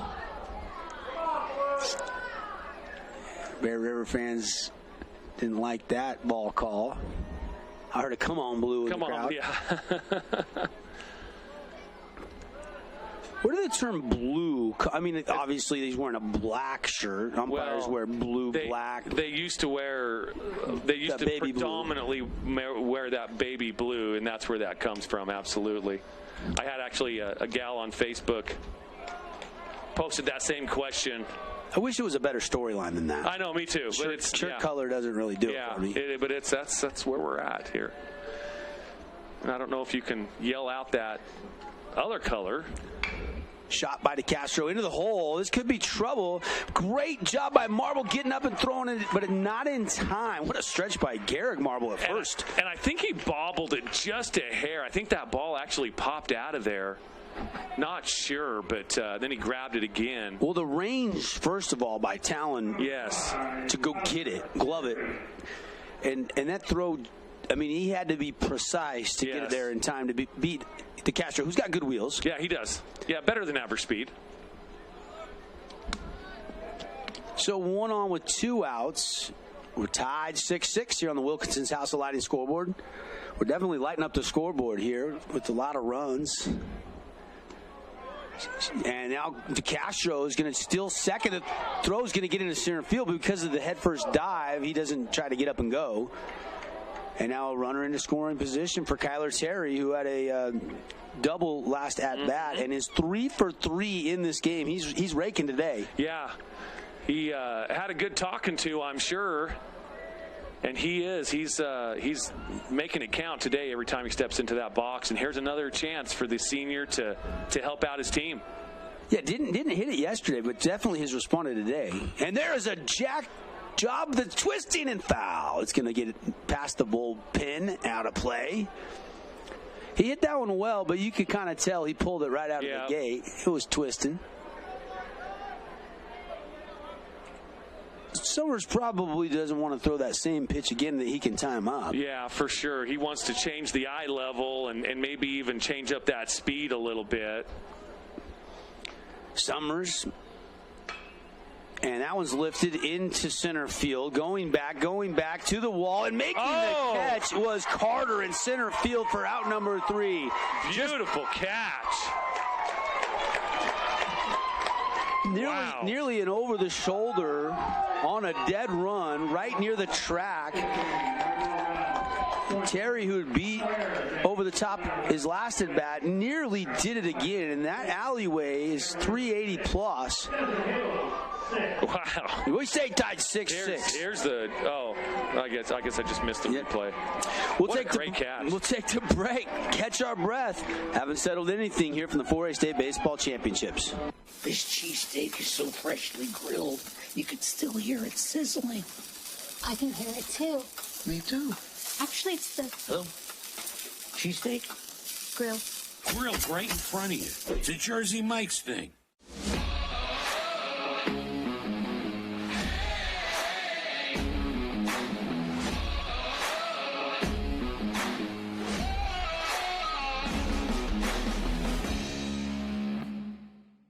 Did you know that St. George News has a new app? Download the St. George News app today and stay up to date on everything happening in Southern Utah. Get instant notifications on news, weather, sports, and more. Download the app today and get your local news now.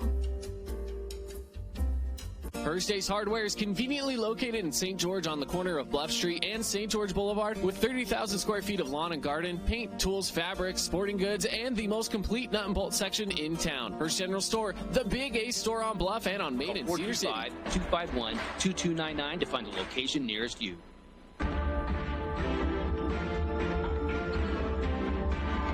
Well, Kevin Cave, the manager for Desert Hills, going to the bullpen. Titan Tate's going to get a no decision. And it'll be Hoyt Atkin comes in with a 2.10 ERA. He's made 7 appearances. He's just a freshman. And Atkin has pitched 10 innings. He's given up 3 earned runs, walked 6, struck out 11. But he's a left-handed pitcher, so that does give Bear River a little different look. And he's got good stuff. As a freshman, I've really been impressed with his composure on the mound, his control. First pitch swinging there by Roach, and it's fouled up and out of play, strike 1. He has a bright high school future ahead of him if he continues to put in the work and and continued to work on his craft on the mound, too. He's very talented. Game today brought to you by Mountain Land Supply, featuring Bryant. Southern Utah's premier heating and cooling systems for your home or commercial property. Bryant, whatever it takes. That pitch just off the plate for a 1-1 count. Again, 6-6 here, top of the sixth. As Devin says, nothing's been decided yet. 1-1 delivery just a bit downstairs. Ball 2. Also appreciate Intermountain Sports Performance. Time for summer training packages. Spots will fill up fast. Get locked in. There's no off-season at Intermountain Sports Performance. Locations from Logan to St. George. Call for your summer training options. 435-251-2299. Swing and a miss by Roach. So a 2-2 count. 16 total hits so far in this game. 12 runs combined. Hoyt Atkin in on the bump. And a swing and a miss, and it's an S&S mechanical strikeout for the freshman. Don't want to say he's seen his first ever state action because he could have pitched in the Super Regional a little bit last week. Did he come in? He did get in a little time at versus Cedar in the Super Regional, yes. But first time at Miller Park. It's a big stage. And even for these seniors, this is a big stage. But for a freshman, even bigger. And there he goes, getting ahead in the count with his called strike at the knees. Summers at the plate 0 for 2. He's the pitcher of record right now for Bear River. And a swing and a hot shot off the tip of Kyler Terry at third base's glove. And this is going to be an extra base hit. And his sliding attempt to get the ball by Clough pops away from him. And he's going to head to third. The throw is going to be in time. Yes, no.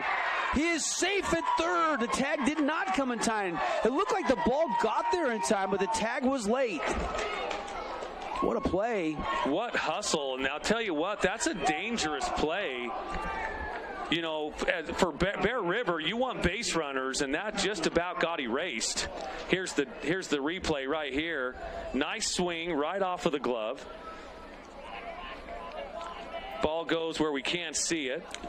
Yeah, but Clough was trying to cut it off like with feet foot slide. Yeah. And it like ricocheted off his leg and went further into the corner, and that's what allowed him to get to third just in the nick of time. Yeah, I think it's a good call.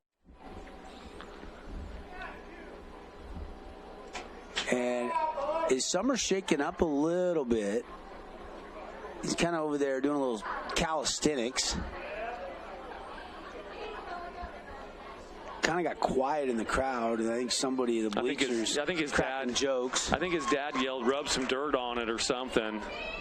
And I think he's sitting down just to the right of us, below us here, Dev. Boyd Atkin now with one out.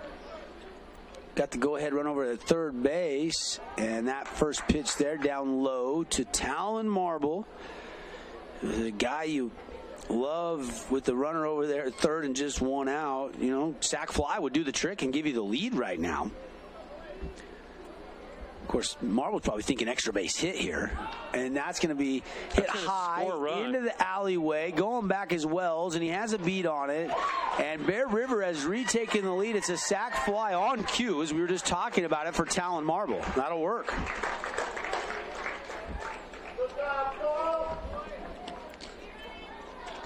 Bear River led 3-0. Desert Hills didn't take the lead till the fourth, as you see the replay there on the sac fly.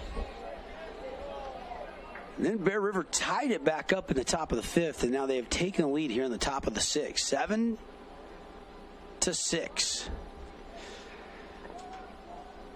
And here is Garrick Marble.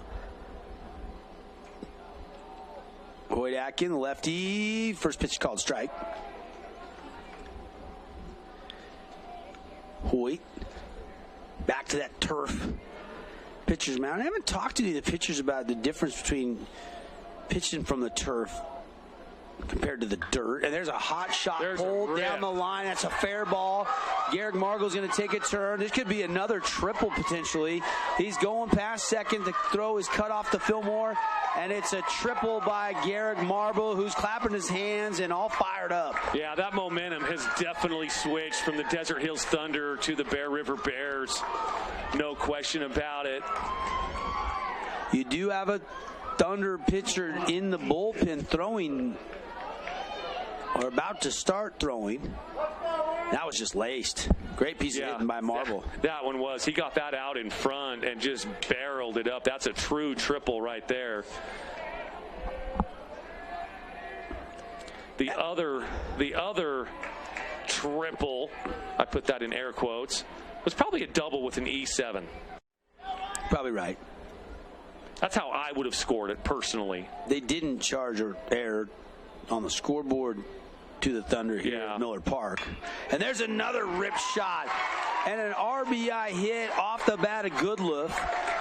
And it's now 8-6. Bears offense coming alive yet again. And these have really been line drive shots, too. These aren't little Texas leaguer flares. These aren't eye-seeing ground balls that are finding the holes. These are line shots off the freshman. Well, and Easton Goodluff's been doing that all year. Came in hitting 440 and showing you why right there. He knows how to handle the bat. And you got to feel like if Atkin can't settle in and get this third out and get Potter out, he to the bullpen for D Hills. Yeah, for sure. And that was kind of a little bit of a concern coming into the state tournament, especially Desert Hills losing on a Mondays. How is the depth of the pitching on the back end? Yeah, got some young guys. That got some young guys, and this is a big stage for these young guys. Now, this will pay dividends for him, moving forward as a sophomore year, senior year, junior year, senior year. But as a freshman or as a sophomore, this is a big moment. This is a big stage.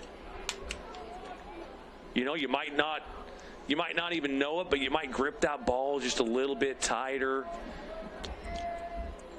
Doesn't get quite the spin. The curveball stays a little bit flatter. And this is stuff that you probably wouldn't even know, but just that adrenaline rush. And again, the big stage, the nerves. Well, it doesn't get any easier. Potter, a 413 average coming into this Tuesday state championship matchup.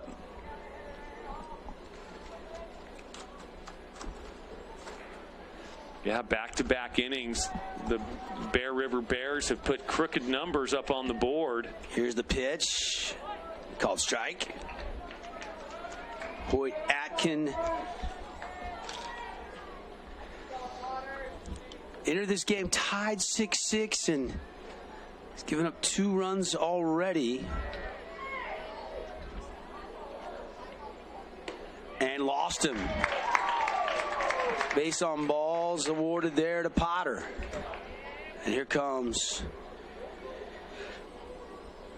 Kevin Cave, and he's going to go get the righty out of the bullpen. I think Turner is coming into pitch. We have a pitching change brought to you by Nets on Fire. We'll step aside back in 60 seconds. Bears lead the Thunder 8-6 on KSLSports.com and the Fan Sports Network. As a local business owner, it's important to get the word out about your business. More people equals more revenue for you. Get your business in front of over 160,000 people in southern Utah each week with St. George News. Contact St. George News today. Region 10 Sports is brought to you by Nets on Fire, the premier training and event facility in southern Utah. High-level individual and group training catered to your athlete, plus the best camps, clinics, tournaments, and showcases in the West. Visit netsonfire.org.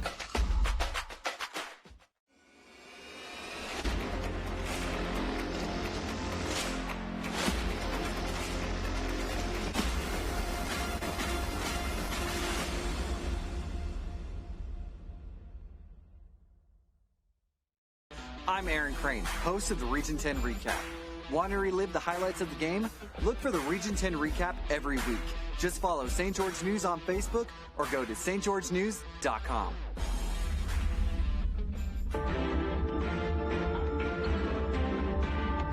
Latter stages of this game, and new pitcher is Turner. See the numbers on the senior. It is 19 2/3 work. He's been solid.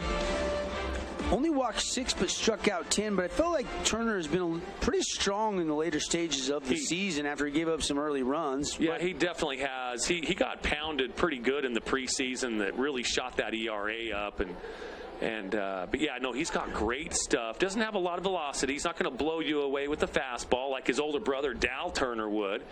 But Kayson's got some nasty movement. We'll see how it works here in a little bit more elevation up here in Provo. But he's got some good stuff. And, you know, older brother, probably one of the key pieces to that 2019 state championship run that Desert Hills had. Probably still the best baseball team I've ever seen. I remember that team well. Herdsman and company. Yeah, great team. Drew Thorpe. Who's now a Yankee? Yeah. So anyways, but yeah, Kaysen Turner got really good stuff. Let's see if he can get this one out here. And a pop-up, and it's going to be to the catcher. He's got a little bit of room sliding, and he cannot make the catch. Tough play, good hustle. He gave it everything he had to get back there, and I think it took a second for Thompson to realize to kind of find the ball. Yeah, and then once he did, just couldn't quite get to it and squeeze it in the mitt. But it does count for a strike. This is Carter at the plate for Bear River. They've already scored 2 runs here in the top of the 6th. 2 on, 2 out, slow roller to third. Terry charges it hard. The throw on to first, not in time, and everybody is safe. Hit slow, and that meant it had to be quick. Everything was done perfectly. It was just hit that perfect speed. Kyler charged the ball the way that he should. He had a good exchange from glove to bare hand to the throwing hand. I don't think.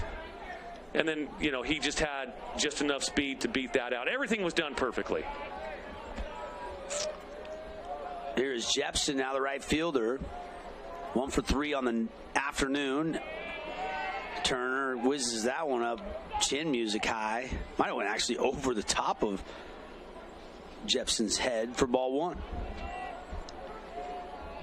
Gorgeous day here at the yard at Millard Park.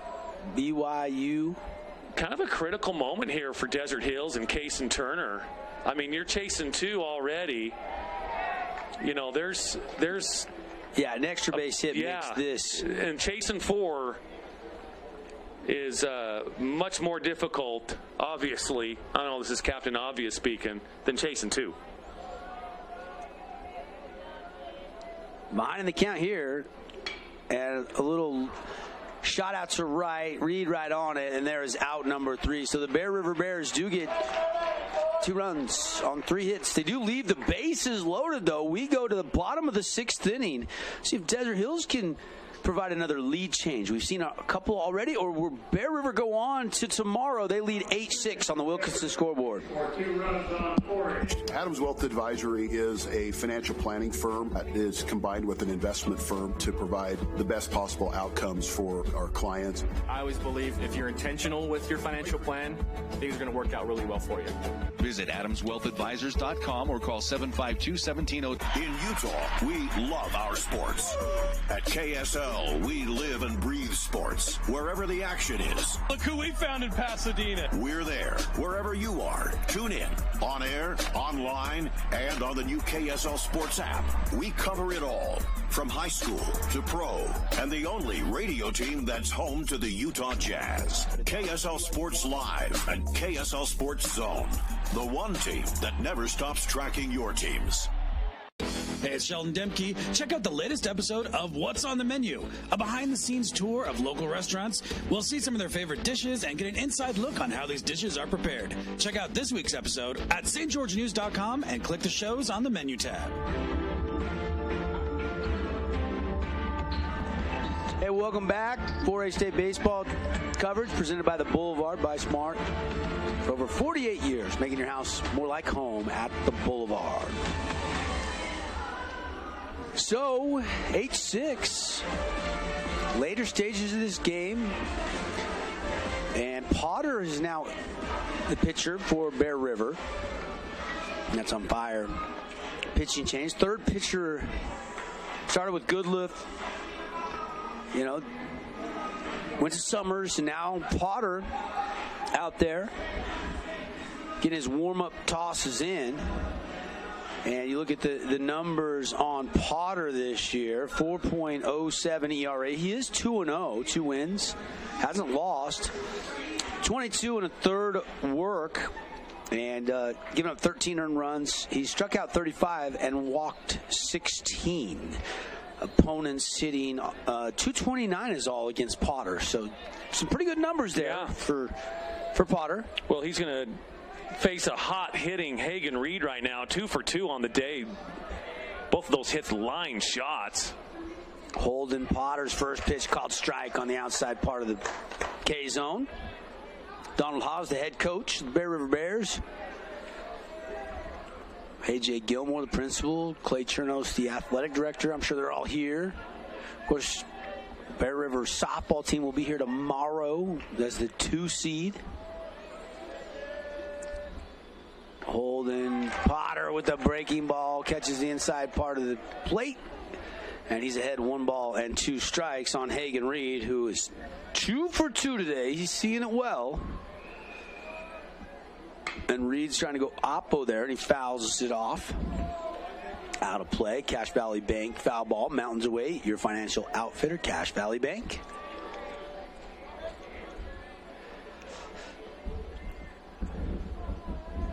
Potter, breaking ball. Reed stays on top of it. Slow roller to third, but it's going to be a 5-3 put out.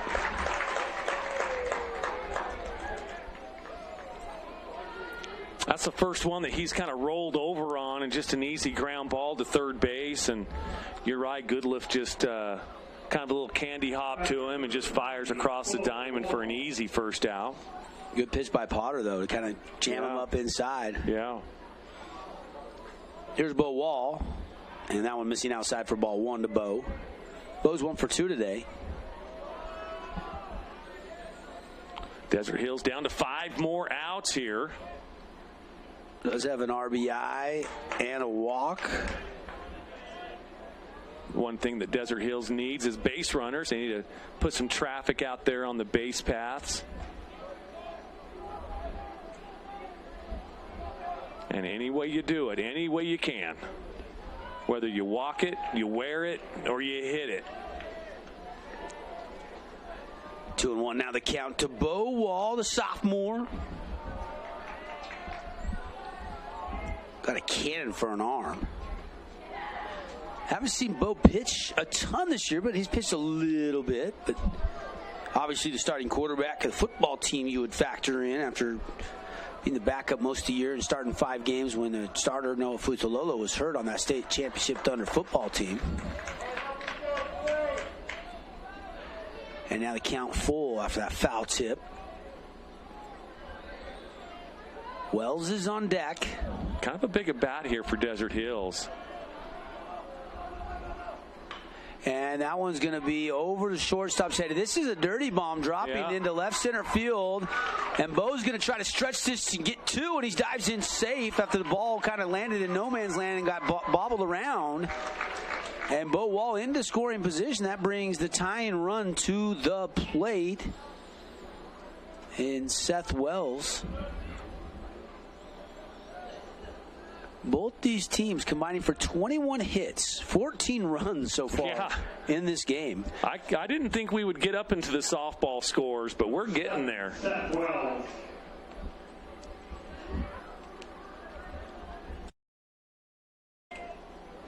Great shot by our crew on our replay, brought to you by S&S Mechanical.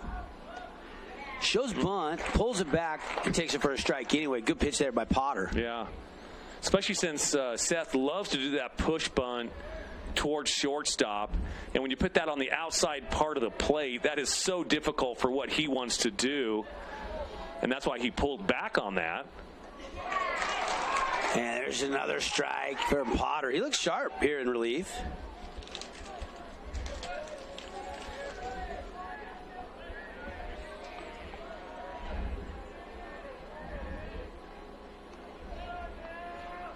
And that one outside just a little bit.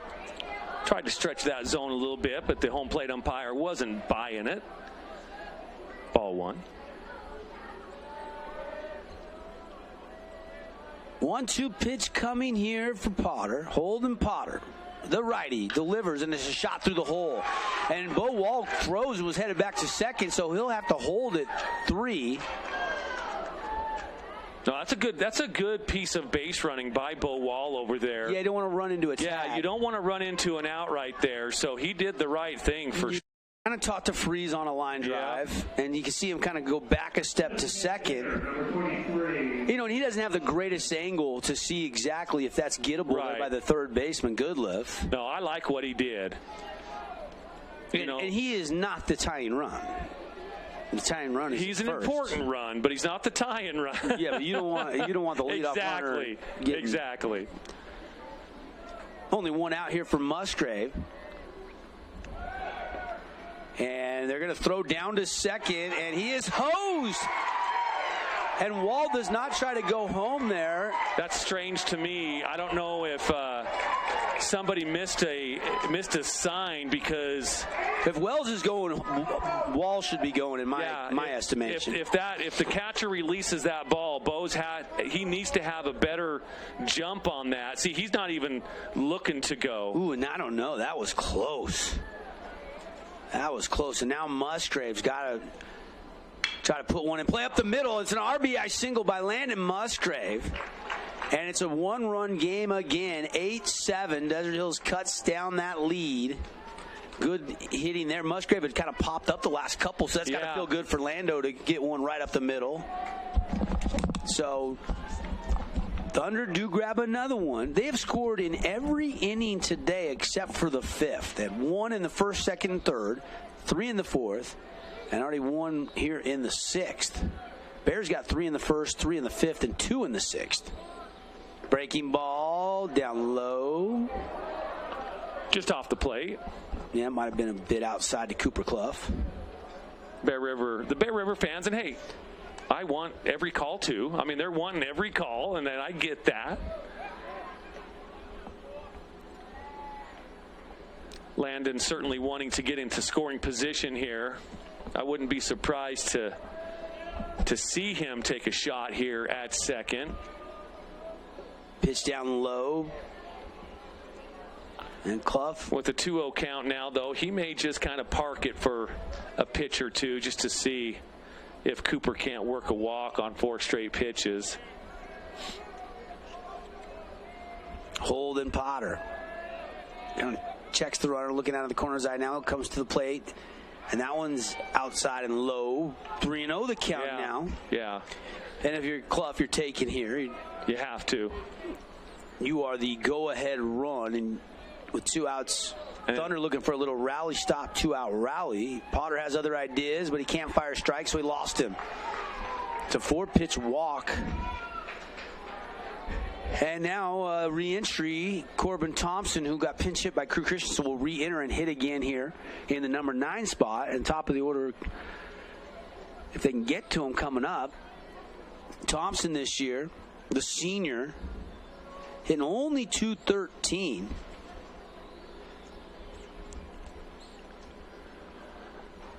And, you don't really have anybody else you could pinch hit here that you trust. I mean,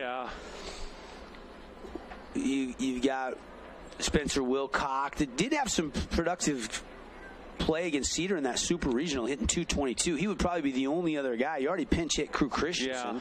Well, and you know what, though? I'm good with sticking with the guys that got you here. He's a senior. He's a leader. He's seen some pitches. Obviously, he's certainly playing catcher. He's seen a lot of pitches, but it will be his first look at Potter, though, live. Yeah, for sure. So Corbin Thompson facing Holden Potter here. 2 outs in the bottom of the 6th inning. It's an 8-7 lead for Bear River. And that one down low, ball 1. That's 5 straight balls, and most of them down in the zone. Yes, most of them down. And, as a pitcher, that's where you want to miss, is down low. You like to live low, that's for sure. Outside and away for ball 2. But again, if I'm Corb, I got to put that in the back of my head where, that is 6 straight balls. I've got to see one before I even get locked and loaded. Now the first base umpire's coming in. And pressure does start to mount a little bit here. We're getting in the latter stages of this game. Every pitch. I think he was quieting it down the Thunder bench. Little chatter going on. I'm okay with it as long as it doesn't get personal. And that one downstairs again. That is 7 consecutive balls for Holden Potter. And with every ball he throws, the pressure to throw a strike kind of mounts a little bit more. Absolutely. For Bear River and their fans. And you've got the top of the order coming up right now after Thompson. If he can somehow work a walk or a hit. Snap throw over to nobody's holding on the bag. And Garrick Margot kind of put his hand on his chest like, that's on me. Yeah, I don't think Marble was ready. That was. That's now going to put runners at second, third, Musgraves at third. And what that changes now is that if the only force now is at first base, so it makes it just a little bit more difficult for the infielders, where they just can't go to the nearest bag or the closest bag. Now, Coach Hawes wants an explanation. I mean, just because the first, I didn't see it, I'll be honest with you, but just because the first baseman wasn't there doesn't make it a balk. But I didn't see it, though, Dev. We had a balk call yesterday. All I could think was he turned. He didn't come set.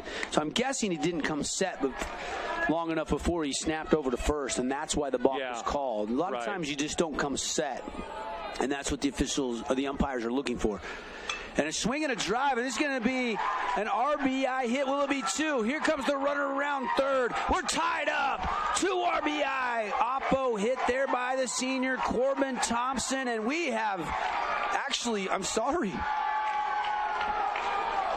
That's the lead for Desert Hills. Yeah. They already got the 1 run. That's 2 more. They're up 9-8. My apologies. Corbin Thompson coming up big. Now Kobe Goodman coming in to speed up run for Corbin so he can get his catcher's gear on. But now we're at the top of the lineup as well. Jace Fillmore, the sophomore, now steps into the box and trying to get more. We got a shootout on our hands, folks. Oh, my goodness. 17 combined runs, 24 combined hits between Bear River and Desert Hills. Desert Hills leading 9-8 now. And Fillmore takes that one down low. Both fan bases are a little on edge right now. I got to tell you, Dev, I'm hearing things from Bear River. I'm hearing things out of in my left ear from Desert Hills fans, and that'll even the count up 1-1. Corbin Thompson, 2 RBI single. Got him. It got him. And the umpire says, no, it didn't. I saw it. You don't matter. No, I don't. You are exactly right on that, Devin. The look, though, from Jace Fillmore. Right here. Oh, we missed it. The look from Jace Fillmore, he looked back the ump like thinking he maybe grazed him like you saw, but I saw the sleeve on his shirt move. Regardless, he stays in there with a 2-2 count now with 2 outs. We're in the bottom of the 6th. Already 3 runs answered here in the bottom of the 6th by the Thunder to retake the lead. A swing and a miss. It's a big strikeout. Holden Potter really needed that one, but the Thunder have retaken the lead 9-8. Big bottom half of the inning. 3 runs on 4 hits, and they do leave 1 out there on base, but don't go away. Exciting finish coming up here on the Fan Sports Network and KSLSports.com. At UCCU, we'll provide you with a low-rate line of credit that makes it easy to access the equity in your home with no fees or closing costs. Just complete an application on your phone or computer, or stop by any branch.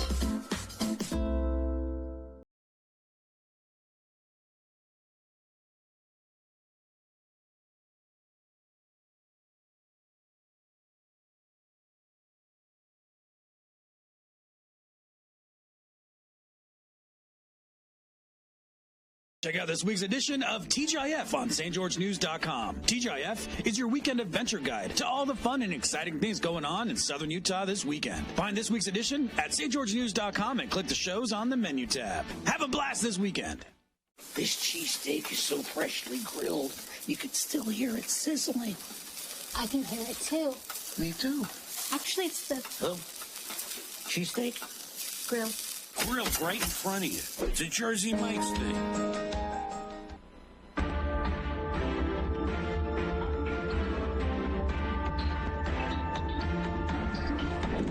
Well, the action has been terrific if you like offense here. 9-8.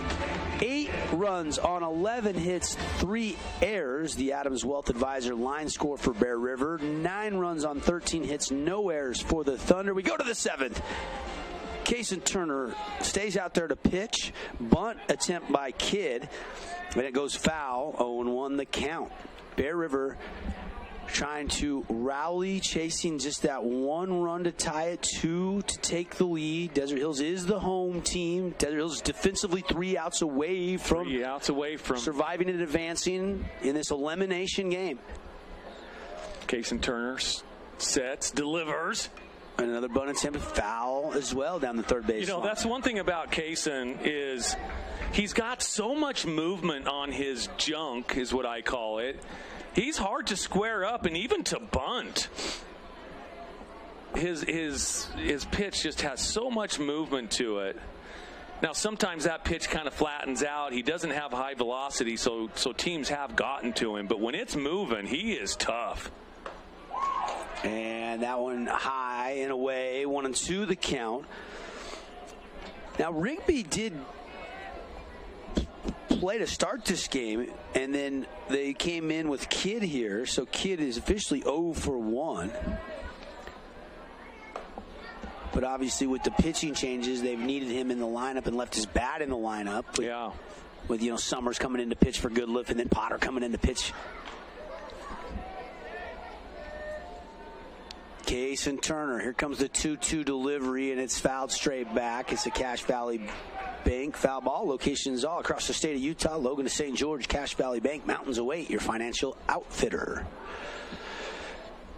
Devin Dixon, Mark Musgrave, Dusty Allen, our video producer, Candace Sechrist on the camera, Rory Brosnan back in the studios on the radio simulcast as that one's popped up and out of play. And this is going to be a very excited winning team in a close one like this, where we've seen this seesaw battle back and forth, couple lead changes by each team.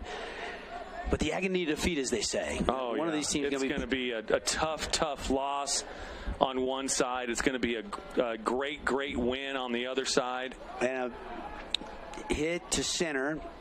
Wells drifting back and gets to it for out number 1. Made that look pretty casual, didn't he? Seth Wells. A little bit. With the put out. Yeah, he had a beat on it the whole time. He did. He had it under control. And here is Roach. Goodness. Desert Hills needing 2 outs to advance, leading by 1 run here in the top of inning number 7. Cason Turner missing high, ball 1. Devin, how's it for you when you're following Boston out during the state tournament? How are your nerves as you're seeing them tee off? Way more nervous than I've ever been hitting my own golf ball. Absolutely. Yeah. Yep. Yeah. I was just watching my daughter up at Logan River Country Club in the Girls State Championship. Right. Same feeling. Oh, yeah, absolutely. Yeah. Just nothing you could do. And the individual sports are different than team sports. It's all on you. Yes, for sure. And Cason Turner almost got Roach there. Roach, if he leans in at all, he might take one for the team and get a board. He represents the tying run here. Yeah, he's a the at-bat person right now is a big person. Shot up the middle. That's a 1-out hit by Roach. Good piece of hitting. Thompson kind of knew he had to throw a strike there, and Roach made him pay. And here comes the top of the order here for Bear River. And if you're Turner, you definitely want to get this ground ball, try to get a double play and get out of here, because then you've got a bunch of 400 hitters coming up. The junior, Braxton Scott, into pinch run over there. So they're putting a little more speed on the base paths. So Roach gets the hit. The pinch runner is Scott. And here is Summers. Colton Summers takes strike one from Kaysen Turner, the Thunder, right-handed pitcher. Colton Summers just a sophomore. Potter's just a sophomore. Definitely a good mix between sophomores, juniors, and seniors in this lineup for Donald Haas, the skipper of the Bears. Not very many seniors, though, on this Desert Hills team. What is there, 6? Well, there's 7. There's 7. And there's about 4 that get significant time. A lot of sophomores in the starting lineup. A lot of sophomores, yes. Kaysen Turner, here's the 1-1 pitch high, ball 2.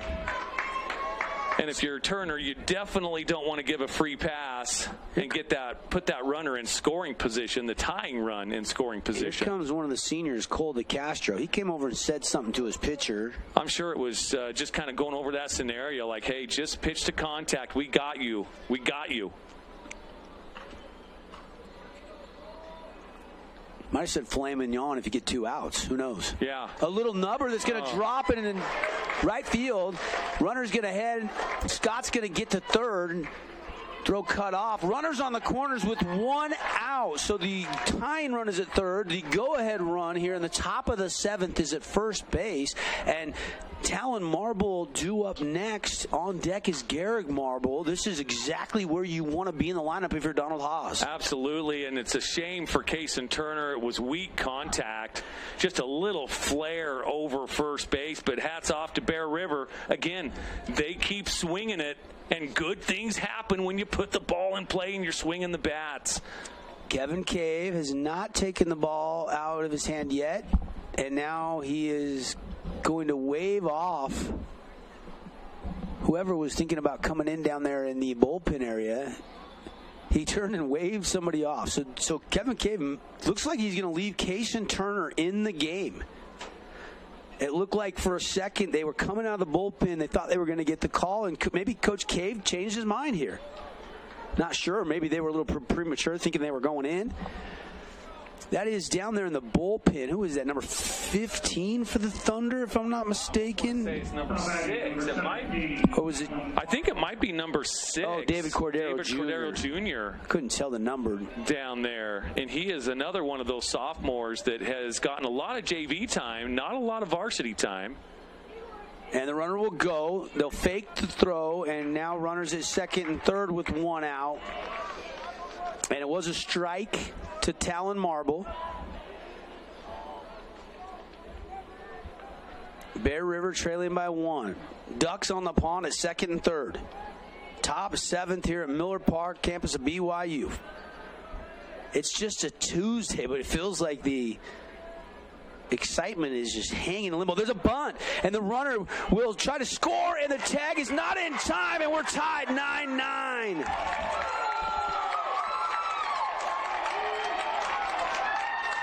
The little suicide. Squeeze it. And it works perfectly for the Bears, Mark. Yes, it does. And, if you're Kaysen Turner, you got to try to get that out. I think he did the right thing. Yes, you had an out, but trying to win the game. Yeah, make the play, one out away. A different part of the game. If it's earlier, the first, second, third, fourth inning, absolutely, you give up the run, you take the out. But being that we're in the top of the 7th here, the last inning, and that was the tying run, you got to try to get it. Marble bunted it just far enough from home plate to make that a long enough throw that they could not get the tag. Now they're going to send Talon Marble down to second. Tied 9-9. Now Desert Hill's still the home team. And they're going to put Garrick Marble on. I think that's a pretty good idea. Very good move. With 1 out, now you got the double play in order. But now you got an opportunity here for Easton Goodliff, who it's 440. I mean, Marble has seen it well today, though. And pick your poison, right? I mean, who do you want to hit to? It's really not about the bat. It's about the situation, putting the double play in order in a force anywhere. Right. But now you got to hit or go against Goodliff, who has not gotten out today. He is 3 for 3 for the Bears. He was the starting pitcher. Obviously going to get a no decision a long time ago. He only pitched a couple innings. Yeah. But he's got a chance to really be the hero here, potentially. Seems like it was forever ago. And it's popped up. This one hit to Wells in center. He's going to crow hop in. They're going to try to tag. And the ball is cut off. And Bear River gets a sac fly. And they have the lead 10-9. That's all it took. Goodliff gets a huge sac fly RBI. That's a good piece of hitting. Again, just to push that run across, the go-ahead run across, just lift that ball in the air, and yeah, that's a good piece of hitting. You know who's excited right now? The guy at the plate, because he's the guy that gave up a couple runs as a pitcher, Holden Potter, and now he can kind of pick himself up and try to grab some insurance runs. You still got runners on the corners here, and Potter should get pitched to with 2 outs. 413 hitter. 6 doubles this year. And they're going to try to go ahead and throw it down. And it gets away from DeCastro. And they probably, if it's a good throw, got him. But Thompson has faked that a couple of times, so maybe thinking that he could actually hose him and get out of the inning. And it short hops to Castro. DeCastro can't glove it. It scoots into left field. And now it's a 2-run lead, 11-9. Bear River this close to advancing. Yeah, chasing 2 is so much different than chasing 1 going to the bottom of the inning. And, hey, Bear River's not even done yet. And Turner looks frustrated. He does. His expression has changed. You know, he talked Coach Cave into keeping him out there, and now he does have that frustration on his face and his body action. And there's a swing and a drive, and Clough's got a beat on it coming in, and there is out number 3. So stage is set now. Desert Hills 2 runs to go extras, 3 runs to walk it off. Bear River has retaken the lead yet again, 11-9 here from Miller Park. And Cooper Clough, nice play there to get out number 3, but not before damage done. Stay tuned. We got the finish for you. Or will we go extra? Inspired design. Ultra quiet operation. To you, it's a Bride Evolution cooling system. To us, it's the ultimate machine.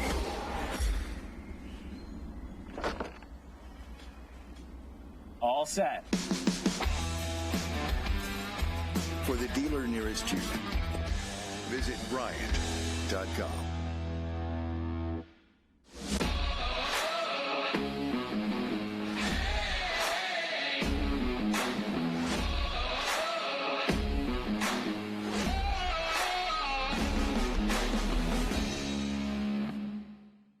Did you know that St. George News has a new app? Download the St. George News app today and stay up to date on everything happening in Southern Utah. Get instant notifications on news, weather, sports, and more. Download the app today and get your local news now. Are game changers. Take advantage now of the new patient special, which includes x-ray exam and cleaning for one low price. Call to schedule your appointment today at Johnson Pediatric Dentistry, 656-0511.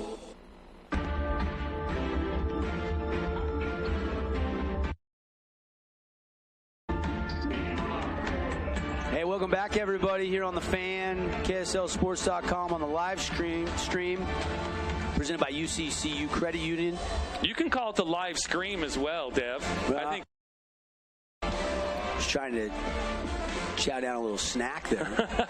Got some liquor stuck in my teeth, baby. Well, it's do or die for the Thunder. You've got to be swinging it, or you're going to take that trip down to St. George tonight. Oh, and Cole DeCastro gets plunked. So there is a base runner here in the bottom of the 7th. That is not what Holden Potter wanted to do. Took it to the helmet, too. Like, probably as good a place as any, right? Yeah, absolutely. He's got some protection there. So you got the 3-4 hitters. Now, here's Kyler Terry, and Kyler Terry is 3 for 4 today. And the only time they got him out was at about the 390 mark in left center field. He was trying to go yard and just couldn't quite get enough of it. But he has been seeing it well today. Kyler Terry does represent the tying run at the plate here in the bottom of the scheduled 7-inning game. Holden Potter, the windup in the pitch, breaking ball. It was just catches the edge for a called strike. 1-1 the count.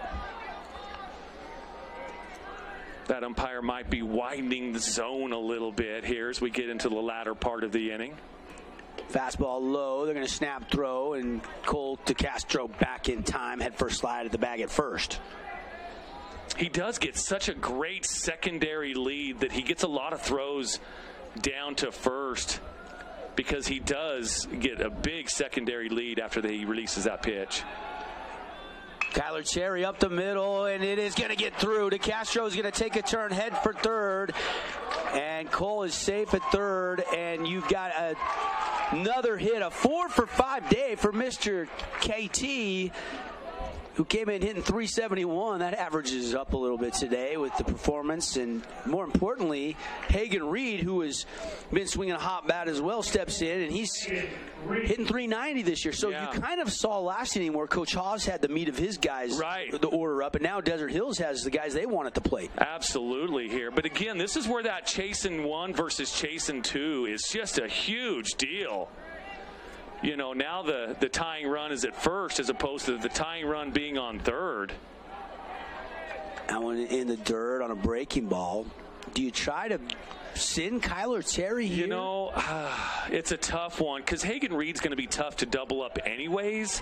So I think you play this. You need base runners. Potter, the pitch in the dirt. But DeCastro not going to try to score. If Terry would have went on either of those pitches, he would have been second base. Absolutely. So I don't think that he has any plans of really going anywhere other than if he's forced to by Hagen Reed. That's the way he wants to advance. And there's a strike. 2-1 the count. Much needed strike for Holden Potter. Potter's thrown 40 pitches. The third pitcher on record today for Coach Haas in Bear River. Trying to get a save here.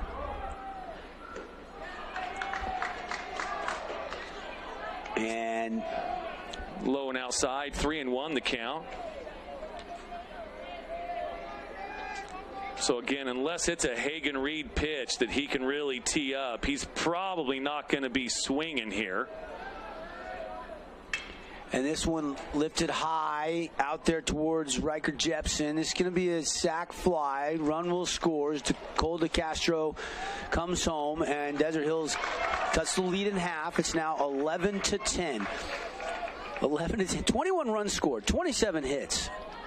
4 combined errors, 3 for Bear River, 1 for Desert Hills on the Adams Wealth Advisors stat sheet. And here's Bo Wall. Big spot for the sophomore Bo Wall. For Hagen Reed, he's got a couple RBIs. And there's a strike down the middle.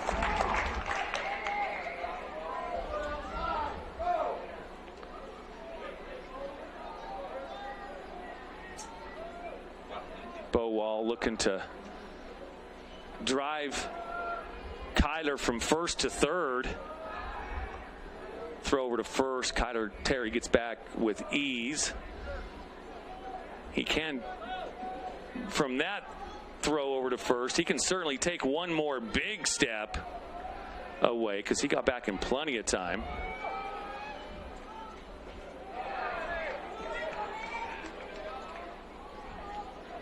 One and one the count. That pitch was low and outside for a ball.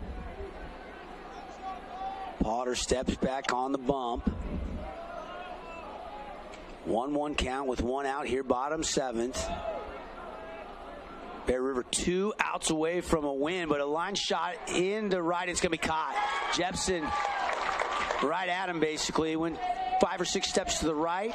Wind kind of picked up a little bit here. You see some that cotton coming off the trees.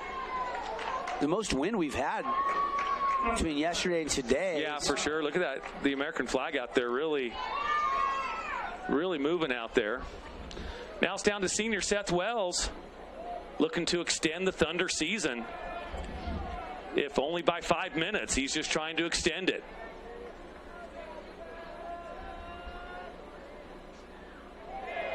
No. And that one in the dirt. And that runner at first does represent the tying run here with Wells at the plate. You know, and at this point of the game, I'm almost thinking about maybe putting in a pinch runner over there. Now, Kyler's got good speed once he gets going. He's got those big strides. And that one outside.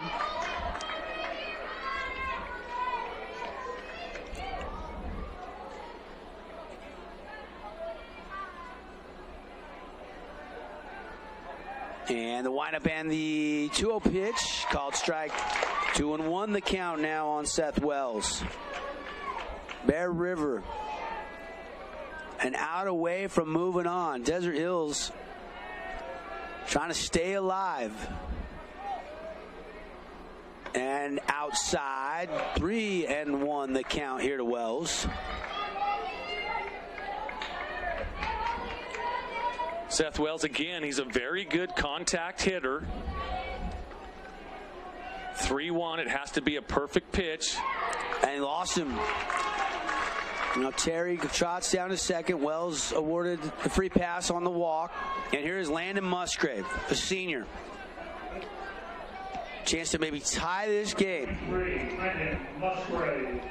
Right-handed pitcher Holden Potter, left-handed hitter Landon Musgrave. This game 2.5 hours in, which means probably the next game coming up, the Crimson matchup against Ridgeline, going to be a little delayed starting. First pitch, strike one, fastball.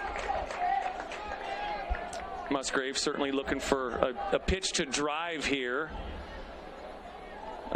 Anything in the outfield that drops is going to score the run. Here's the 0-1 pitch, and it's popped up out in play.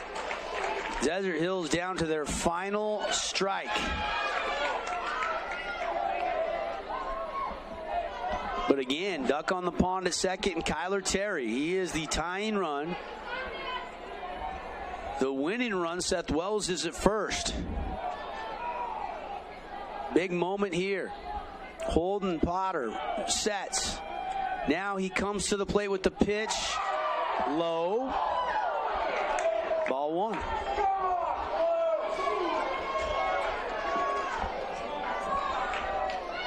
Potter now has a reset. Slide, wave of the bat, around and around by Musgrave. Now sets on his shoulder. Here's the 1-2 pitch, and it's inside. Check swing, and 2-2 the count. Good eye by Musgrave on that breaking ball that snapped down and in.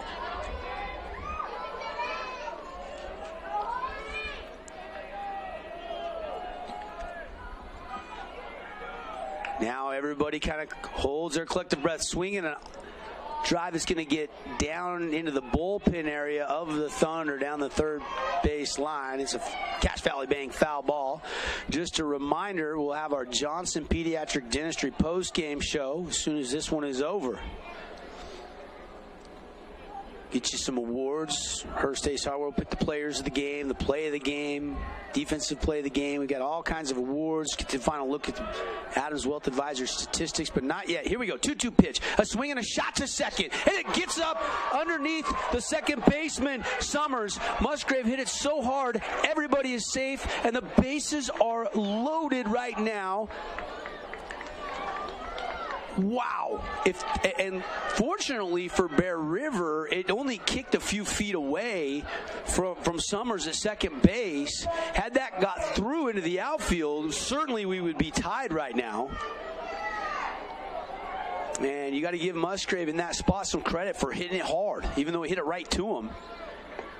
And here is Cooper Clough, one of the only juniors on this whole roster. Yeah, he is the only junior for the Desert Hills Thunder. Clough today 0 for 2, but he can be the hero. The 1-0 pitch in for a called strike. Count evens up 1-1. That's what you dream about, right? Bases loaded, bottom of the seventh. Potter, the pitch, checked his swing, strike two. And now again, Thunder down to their final strike. Potter on the mound. trying to seal the deal. The pitch, and he got him. No, they say he leaned into it. They say he leaned into it. We were talking about this earlier, and I think that's the correct call. I kind of think it is, too. He kind of leaned into the pitch, and the umpire said, no, you're staying here. And boy, things are really getting heated up here. Here's the replay, Dev. Does he? Yeah, he did. Chicken winged it. Cooper Clough. I mean, I love.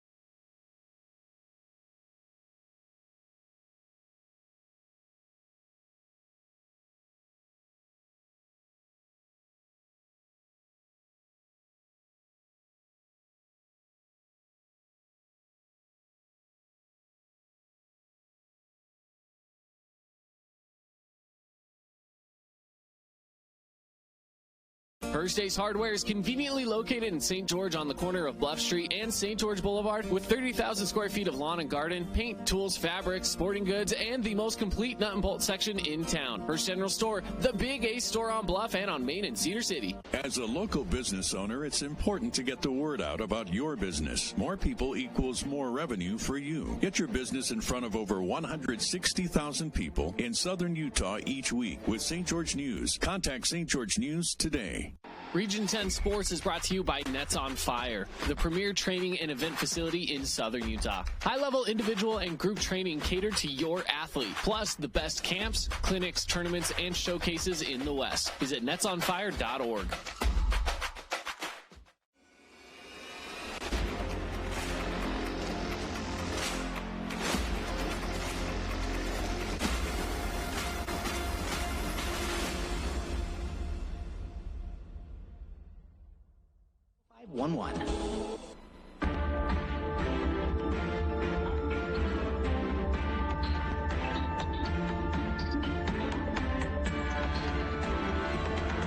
What a game, what a finish. Back and forth we went all day long. I mean, boy, Bear River jumped out of the gates, had a 3-0 lead, but Desert Hills just kept clawing back. After 3, we were tied. You go to the 4th, Desert Hills had a 6-3 lead, only to see Bear River tie it in the top of the 5th, 6-6.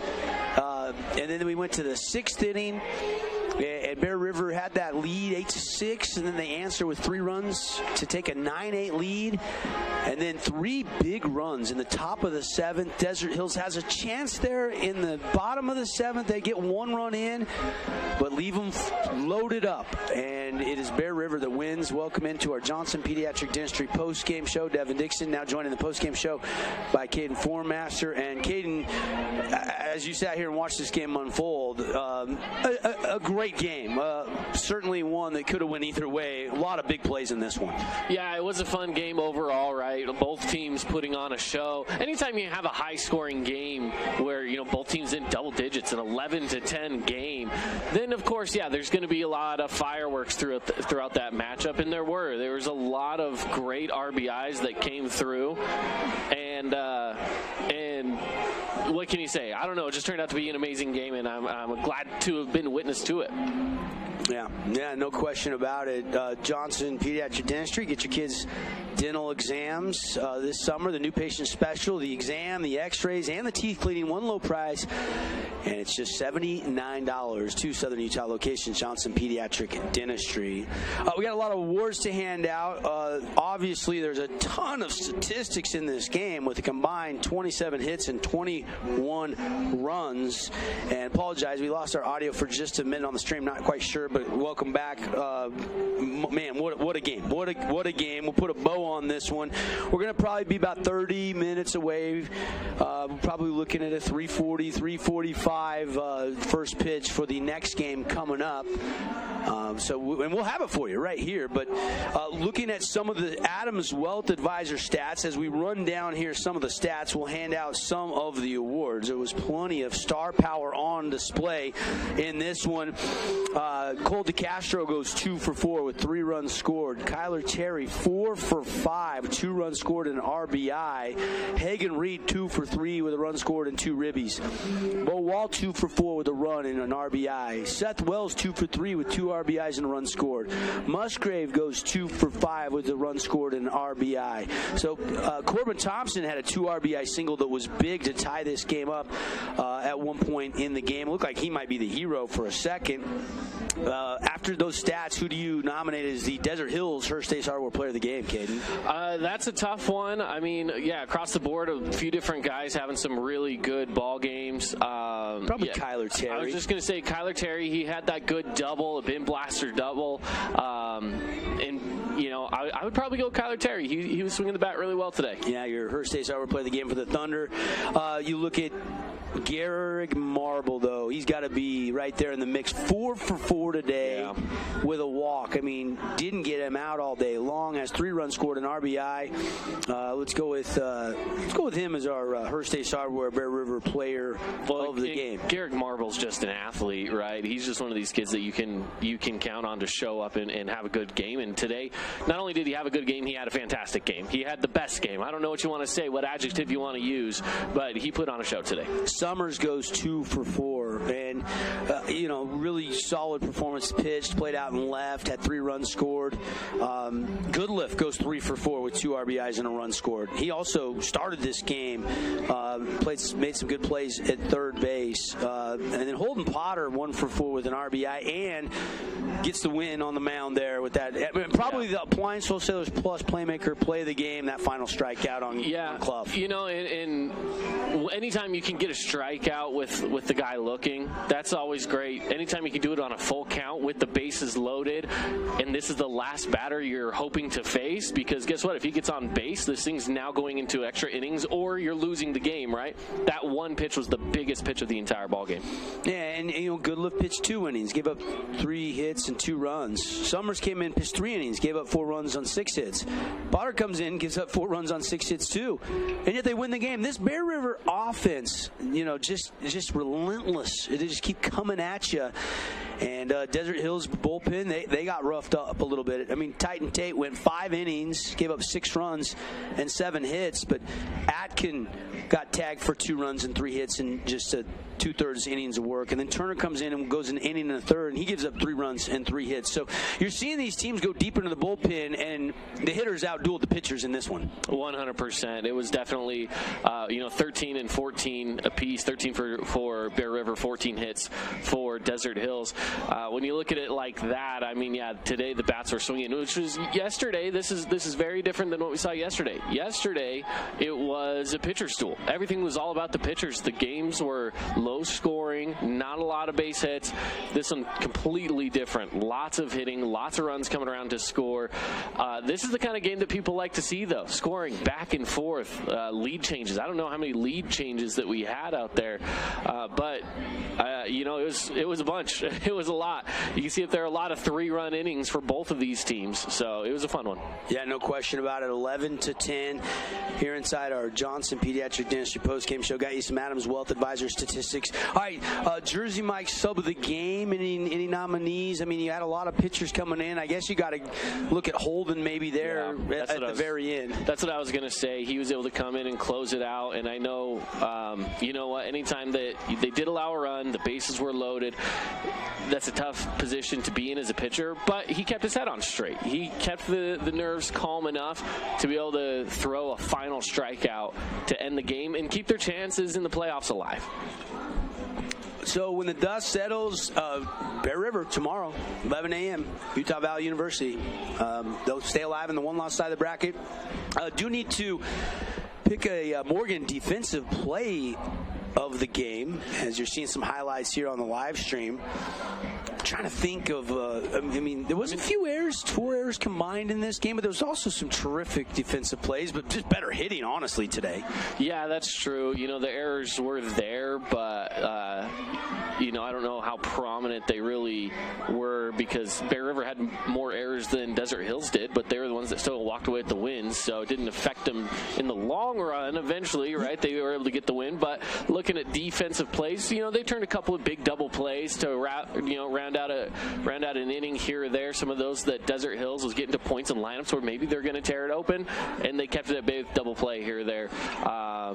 So I don't know, maybe with one of those double plays there. That throw right there by Benson behind the dish to throw out Wells. That was a big play, Let's go with that. I mean, it was queued up for us. That was a huge play in this game. So let's go with that by the catcher of the Bears as your Morgan Pest Control defensive play of the game.